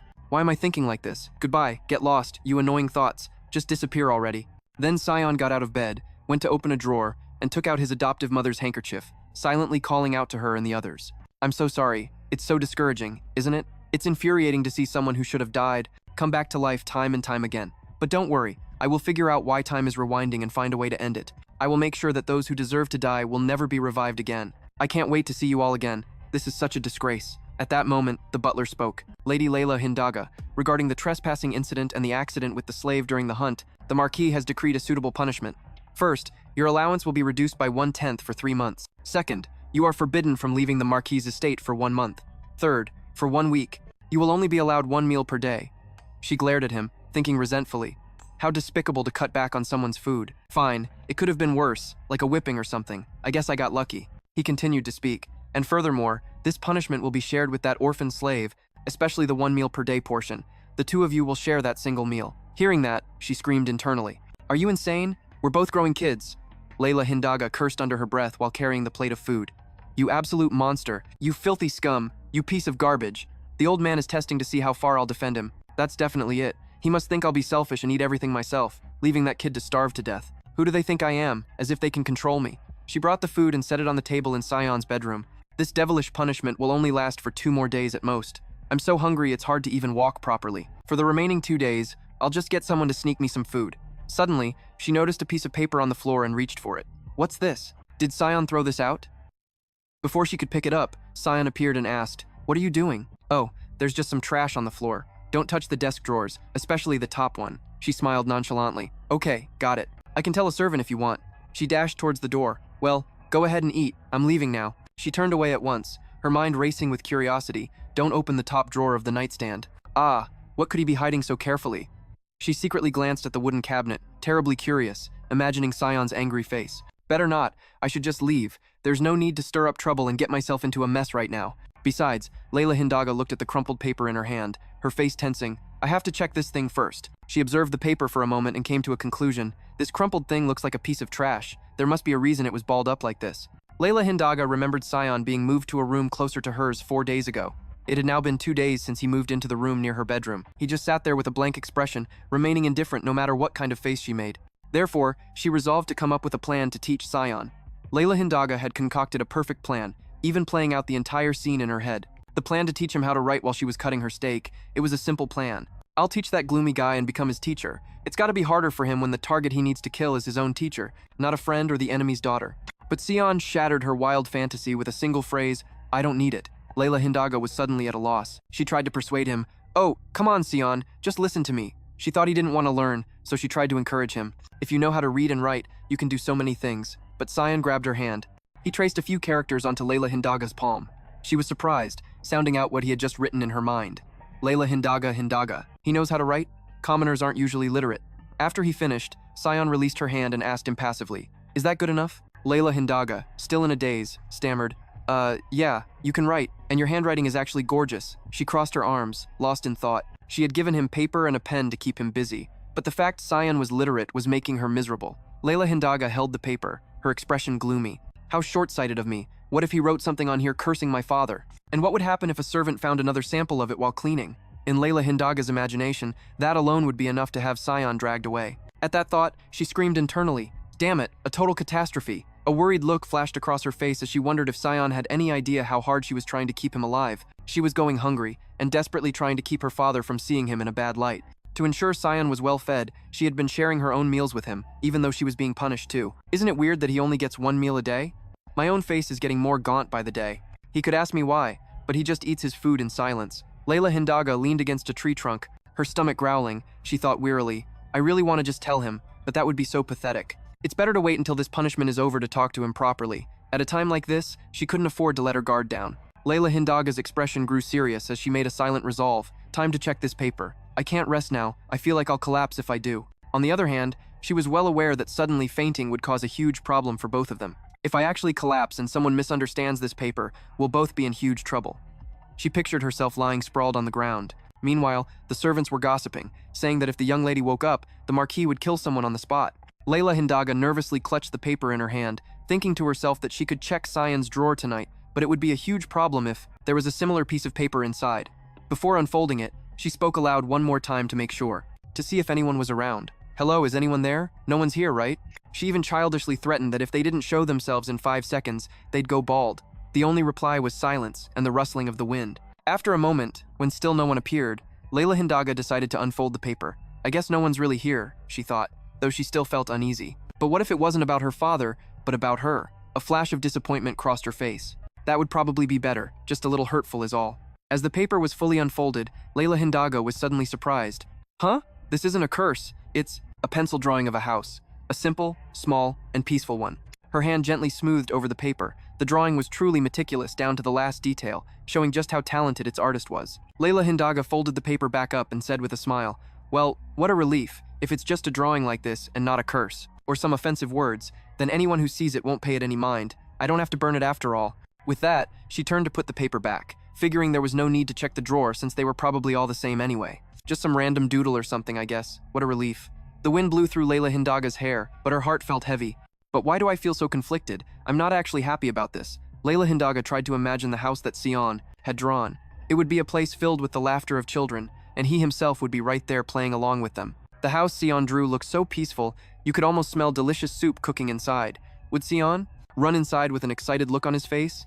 She was about to call his name, Sion, when a sharp pain shot through her stomach, forcing her to clutch it. Crap! Layla Hindaga staggered and slumped to the ground, moaning, "Oh God, I really shouldn't have thought about soup. I think I'm really going to pass out." Suddenly, a plump red berry rolled in front of her, and she cried out in surprise. Huh? Layla Hindaga snapped back to her senses and looked around, searching for where the fruit had come from. Not too far away, there was a wild berry bush. Small, plump red berries peeking out from the green leaves caught her eye. It's fruit, and it looks perfectly normal. I can eat this, right? Layla Hindaga walked over to the bush and fiddled with a berry, thinking to herself, mushrooms are often poisonous. But fruit, especially from a garden, should be fine. Who knows, maybe bread grows on bushes here too. She took a bite, and the sweet juice that flowed down her throat felt incredibly satisfying. This is delicious. How could there possibly be poisonous fruit on the estate grounds? Before Layla Hindaga could finish her thought, she suddenly lost her sense of taste. Her body immediately lost its balance. She tried to stay upright but couldn't, and finally, Layla Hindaga collapsed to the ground. Her vision blurred. Here it comes. It's finally happening, damn it. Meanwhile, Sion was in his room when he heard a maid's terrified scream. Lord Elvin, please save the young lady. Please calm down, Mary. Let's get the young lady to her bed first. Hearing those words, Sion wondered, what's wrong? Is Layla Hindaga dead? The moment the thought crossed his mind, he immediately dismissed it. No, that's impossible. If she were dead, I'd be back in that carriage instead of a bedroom like this. Looks like she's determined to cling to life. So why does she keep putting herself in situations so close to death? It's so frustrating, Layla Hindaga. Do you really even want to live? Layla Hindaga was now lying in bed, her eyes shut tight, her face twisted in a grimace. She seemed to be suffering from terrible pain.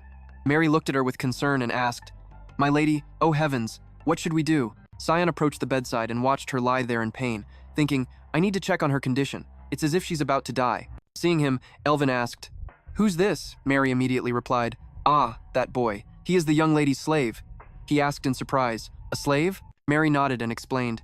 Although her ladyship seems to care for him a lot, seeing the way Layla Hindaga treats Sion, she sometimes had to wonder if a noble lady should look so desperate just because a slave was hit by an arrow. Well, if it concerns the young lady, I guess it's nothing serious. Elvin had the same thought. If she cares for him, I suppose it's not important. He stopped looking at Sion and said quietly, "If you want to stay, you should know your place." After reviewing Layla Hindaga's health checkup, Elvin concluded, "It seems the young lady has been poisoned, not maliciously, but by some kind of fruit or plant. I will prescribe a few herbs to neutralize the toxins. This kind isn't very toxic, so the young lady should regain consciousness within the next few days." Hearing this, Mary let out a sigh of relief. "Thank you very much, sir." Suddenly his voice became serious. "But there is an issue much more serious than the poisoning. The young lady is suffering from severe malnutrition." Sion flinched upon hearing that. Elvin continued, "From my point of view, it seems she hasn't eaten anything for 3 days now." Mary said worriedly, "That's impossible. She might eat very little, but she never skips a meal." He pushed up his glasses with a look of surprise. "Eats little?" She quickly explained. "The Marquis issued several punishments after the hunt that day. One of those was a reduction in her food rations. She only eats 1 meal a day and must share it with this slave here." Sion's face darkened. Elvin hadn't realized things were this serious. He made a preliminary assessment and said, "So there's no reason she would have been completely starved? There are some medical conditions that prevent the body from absorbing much. It's best we wait for her to wake up and consult with her then." Elvin had his assistant bring the medicine and gave strict instructions. "For now, I will give you the prescription. Be sure to inform me if the young lady's condition does not improve. At that point, we will change the treatment." Mary accepted the medicine and bowed, saying, "Thank you very much, Sir Elvin." He smiled in reply. "It's nothing." Mary sobbed sadly. "Why is life so difficult for my lady? Why hasn't she eaten all day?" After the checkup, Elvin and his assistant left. Mary then called, "Sion, hey, come here." She carefully instructed him, "We'll go prepare some warm towels, so please watch over her. If anything happens, pull the cord hanging right by the head of the bed." With that said, Mary also left, leaving Sion alone to care for Layla Hindaga. At that moment, he thought pensively, she must not have eaten anything for at least 4 days now, and it's been 5 days since she started bringing me 1 meal a day. Sion leaned over the bed, softly calling her name, Layla Hindaga. His brows knitted together as he questioned the sleeping woman with doubt. Why would she do that? After the hunt, even though I was asleep from my injuries, I was still aware of everything she did. For the past 5 days, ever since we returned from the hunting grounds, Layla Hindaga has brought me food once a day, right on schedule. Sion had planned to ignore it all, but whether she brought him 3 meals a day, or 1 meal every 3 days, he wouldn't have cared in the first place. I would have even been happy if she hadn't fed me anything. After all, this was a life I was forced to continue living, because I didn't have the right to end it with my own hands. But Layla Hindaga brought me food from her own portions. It was all a pointless effort in the end. Why is she like this? I really can't understand it. Sion recalled the day he killed her in his past life, when Layla Hindaga had asked, "What did I ever do to you?" Every time the past repeated, I struggled through it again and again for my purpose. Now, he looked at Layla Hindaga lying weakly on the bed. Countless doubts suddenly surfaced. Even though she's afraid of me, she saves me again and again. Even though she's trembling in fear, she still treats my wounds, and now she's starving to death for me. Even while unconscious, she didn't stop frowning in pain. They say you have to struggle to survive, but to try and earn the trust of the person who killed you? Who would be willing to give up their own life for someone like that anyway? But why is she? Suddenly, in her delirium, Layla Hindaga unconsciously murmured, "Sion."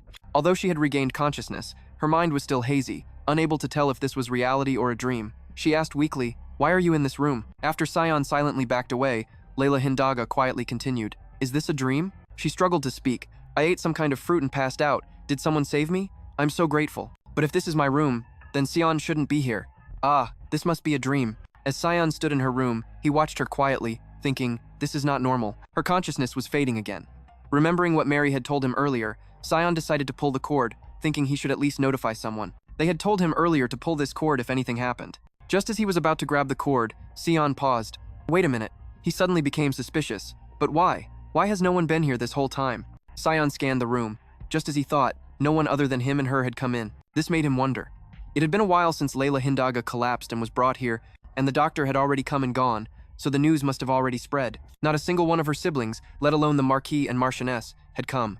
Only the assigned servants were permitted to watch over her. If I pull this cord and let them know Layla Hindaga has woken up, will anyone even come? And what if no one comes? He remembered what she had once boldly declared, "They say the enemy of my enemy is my friend." Isn't that right? In fact, I also despise everyone in this family.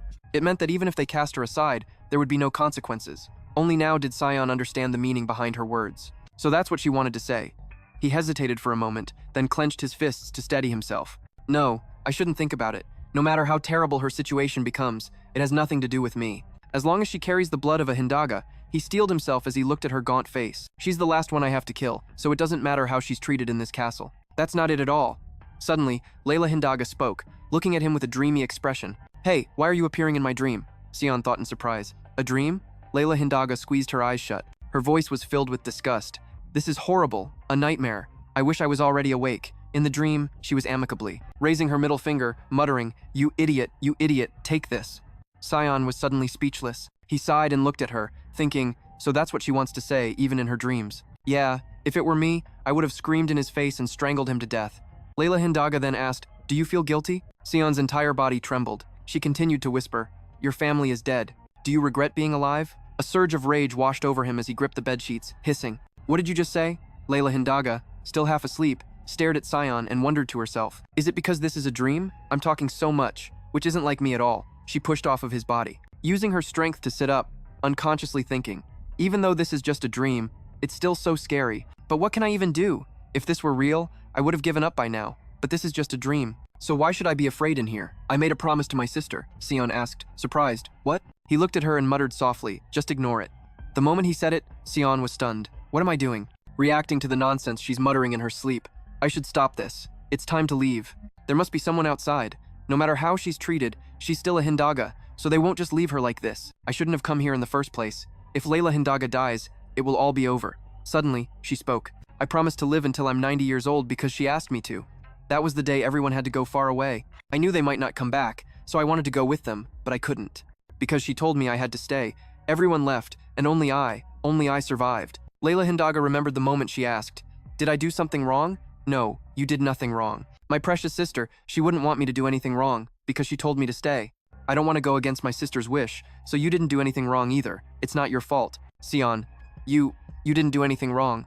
Her every word stunned Sion, his eyes filled with hatred as he screamed, what the hell do you know? But when he turned his head, Layla Hindaga had already fallen asleep sitting up.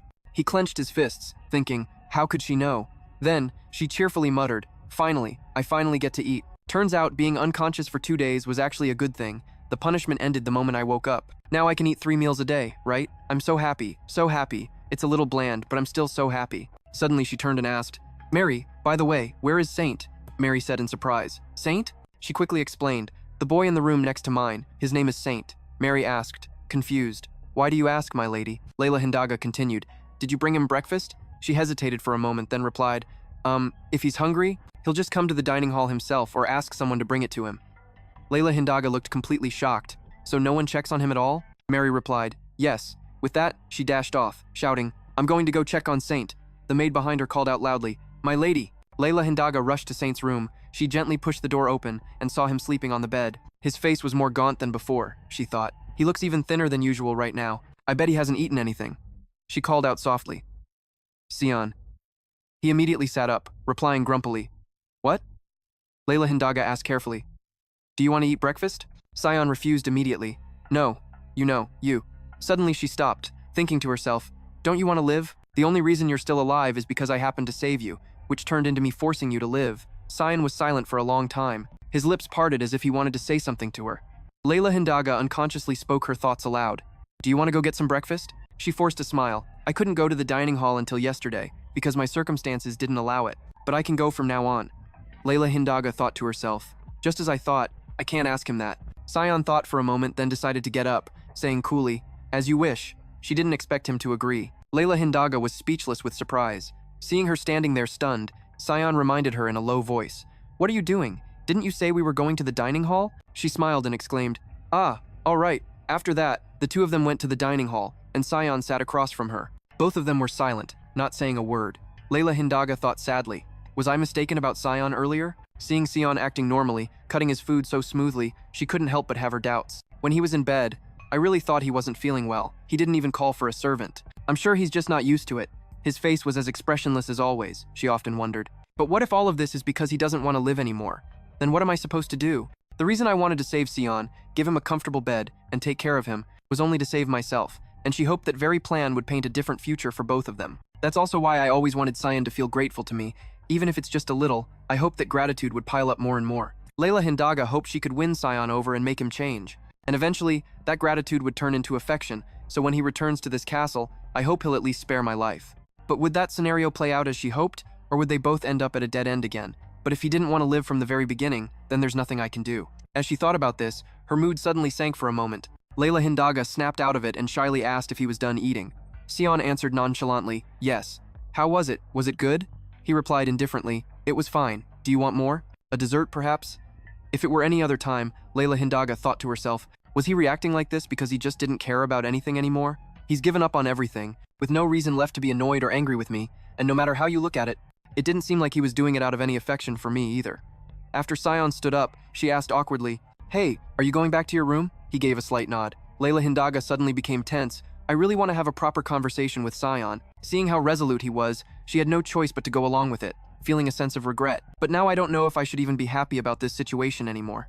Layla Hindaga led him back to his room, muttering to herself as she walked, I'm not sure. After returning, she immediately sent for Winham. He greeted her politely. You were looking for me, Lady Layla Hindaga? Do you need something? Why don't you come in here to talk? He quickly waved his hands, his expression firm. No, thank you. I'm truly grateful for your help with the last hunt, Winham. The snare, and the cleanup afterward, I can't even begin to tell you how much it helped me. He immediately denied it. Don't mention it. I don't remember it.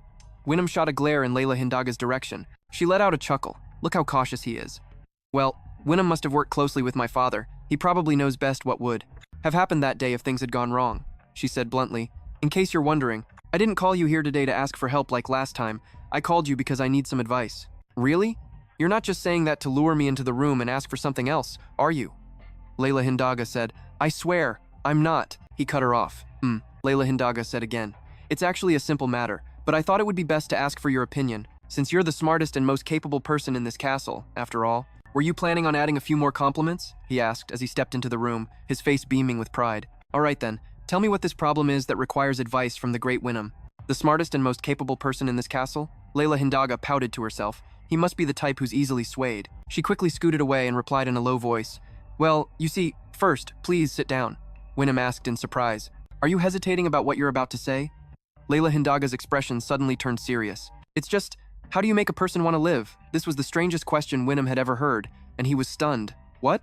I mean, when someone doesn't want to live, how do you change that? At this, Winham shouted, Lady Layla Hindaga. She answered unconsciously, yes. His face filled with pity as he asked hesitantly, Are you having a hard time? Since when? For how long? Oh my God, is that why you were suddenly acting so strange a few days ago? He came over and took her hands, sobbing encouragingly. You're right, life is so hard. But you're only 10 years old, Layla Hindaga replied, exasperated. Wait a minute, Winham. She pushed him away, saying in confusion, The person I'm talking about is someone who doesn't want to live, not me. He was puzzled. Realizing she'd overacted a bit, he asked who it was. She hesitated, then replied, Someone I know. Let's go back to our seats. Layla thought to herself, I don't need to mention Sion. If I say it's Sion, he'll ask who that is, and then I'd probably have to say he's a slave. And I really don't want to call him that. Winham calmly looked at her, putting the pieces together. So this person you know doesn't want to live, and you want to change that? Layla Hindaga nodded. Yes, that's right. Do you know why that person doesn't want to live? She thought for a moment, then replied sadly, No, I don't. Winham asked again, Have they experienced anything terrible recently? Like a serious injury or losing a loved one, for example? At that moment, a thought suddenly struck her. Her hands unconsciously tightened on her dress. Sion had experienced both, but the biggest reason was probably. She struggled to get the words out. They lost someone. Winham ventured a guess. Someone close? She immediately replied, Family. He seemed to have figured out the reason. They lost their family recently? Layla Hindaga pursed her lips. Now that I think about it, the biggest reason is that Sion lost his family not long ago. I understand now. It seems that person is suffering from an illness called grief sickness, Winham said in surprise. Grief sickness? What is it? Layla Hindaga spoke hesitantly. He explained, Grief sickness is an illness that isn't exactly new, just quite rare. It's a mental illness that occurs when you lose a loved one, like a family member, and when experiencing that sense of loss, anyone can develop this illness. Besides grief and melancholy, there are other symptoms as well, and sometimes the loss can even be a pet. If the symptoms gradually become more severe, the person may feel like they no longer want to live, and sometimes they might even do something unexpected. Layla Hindaga asked worriedly, Can this illness be cured? Hearing this, Winham puffed out his chest and said proudly, Who do you think I am? At the very least, I know how to alleviate the symptoms of grief sickness. Alleviate? You mean it can't be completely cured? Winham wanted to help more, but it was beyond his power, so he could only say, It depends on the person, but if the symptoms improve, it will help them escape that feeling of not wanting to live. He suddenly asked worriedly, But Miss Layla Hindaga, wouldn't Elvin be better suited for this, since he's always around? She immediately shook her head. Elvin can't do it. I want to help him myself. Thinking of Sion's recent strange moods, she thought, knowing Sion's personality, if I made him see Elvin for mental treatment, he probably wouldn't be comfortable. He might even end his own life. It's better if I learn some of the treatment methods and help him little by little myself. Seeing her lost in thought, Wynnum asked, "You're thinking about that person now, aren't you?" Layla Hindaga sighed and replied, "Not really." She silently corrected herself. "It's more like I'm the one trying to survive." He rested his chin on his hand, looking at her. "Miss Layla Hindaga, this might be a bit forward of me, but..." She replied in surprise. "Yes?" Wynnum's expression suddenly turned serious. "Don't get too close. I'm only saying this for your own good." Wynnum was indeed as perceptive as she'd imagined. Layla Hindaga thought to herself, "He's figured out who I'm talking about." She smiled to reassure him. "It's all right. Getting close? That could never happen. I understand." After explaining everything clearly, he stood up and said, "In any case, I'll tell you some reliable and equally clever ways to lessen the symptoms and boost the treatment's effectiveness." Following Wynnum's suggestion about the grief sickness, Layla Hindaga went to the library to consult reference books, and I began my own research. Every day I read books, my eyes filled with determination. Luckily, there were 3 basic things to do to overcome the grief, sickness, frequent walks, eating proper meals, and regular conversation, which were all things I could manage. However, the biggest problem I figured I would face was convincing Sion. Putting my plan into action, the next day I went to find Sion and asked him, "Sion, the weather has been so nice lately, would you like to take a walk in the garden?" Surprisingly, he actually agreed. "All right." I could hardly believe my eyes and asked again in surprise, "You will?" Sion cut me off. "Let's go." This made me suspicious. Sion didn't even refuse and agreed without hesitation. So while we were taking a leisurely walk, I suddenly asked, "Since we're already out for a walk, how about we get lunch?" Sion replied, "Sounds good." He was actually cooperating with me. We had lunch together, and I was still surprised, so I decided to test him further. "How about we have dinner together later too?" Sion agreed again right away. "Sure." After dinner, I asked again, "And after that? If you can't sleep, can I come to your room?"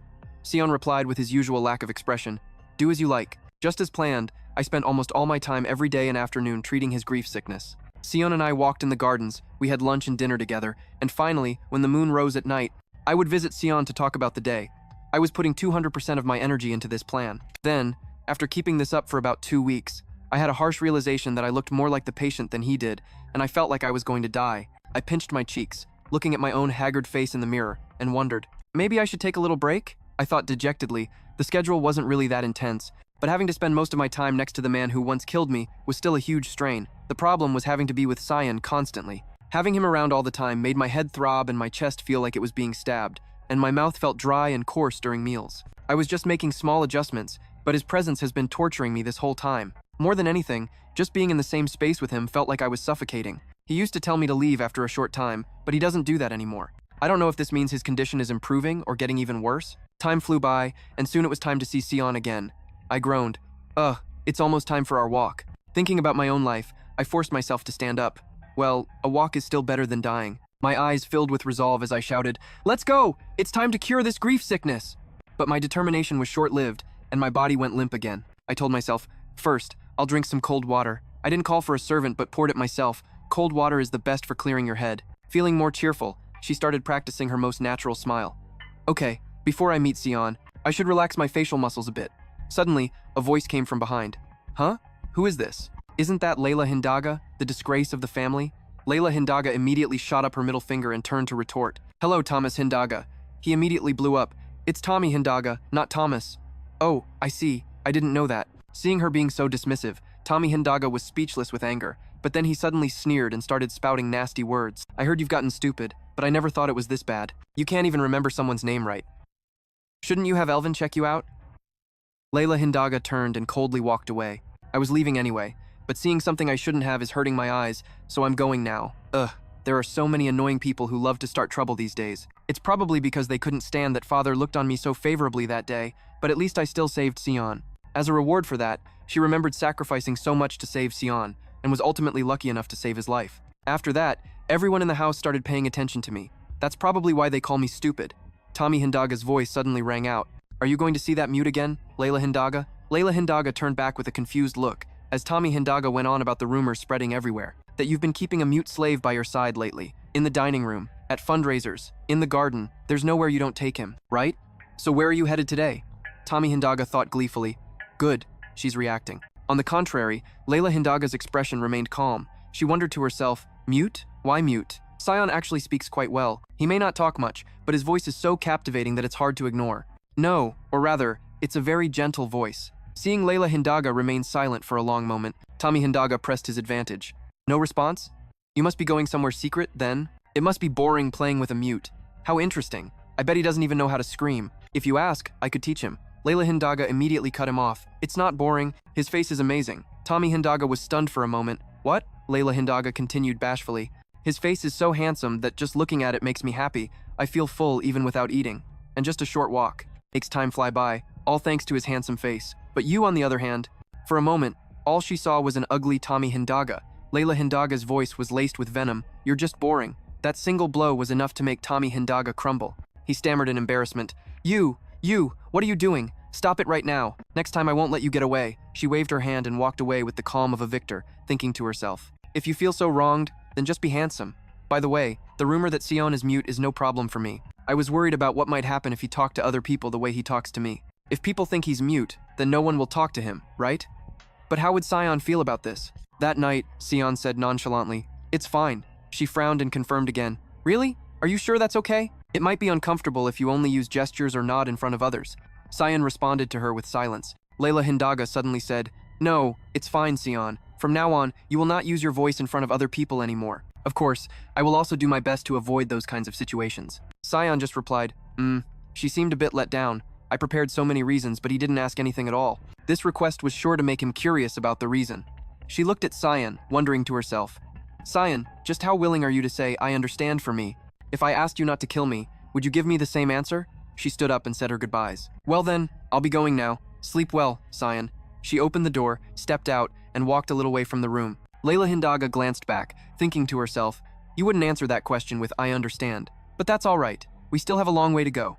Maybe one day, I'll hear those words from you. 1 week later, at the Hindaga estate, warm sunlight filled the room. Elvin was examining Sion's wounds. He said with satisfaction, Looks good. Once the checkup was done, Sion put his shirt back on. Elvin cheerfully reported the results to Layla Hindaga. He can now use his shoulder freely, just as I mentioned before. His recovery rate is truly impressive. She nodded in agreement. Yes, that is a good thing. He added, with a recovery ability like this, he'll heal from any injury much faster than most other people. Hearing this, Layla Hindaga seemed a little surprised. Oh? She began. Then. But before she could finish, Elvin quickly interjected, Wounds? She flatly denied it. No, that's not what I meant at all. To avoid any misunderstanding, she took Sion's hand and stammered, What about how skinny he is? Sion has gotten a lot thinner. I'm worried about his health, Elvin replied casually. That was true at first, but where he is at now, it is not harmful to his health. Really? As if to confirm Elvin's words, she looked Sion over, thinking in admiration. Wow, he is growing up even without me doing anything. Remembering his tall, adult form, she thought to herself, he has grown so much, but growing up also means he is going to kill me. At that thought, Layla Hindaga shivered. Damn it, I am remembering that version of Sion again.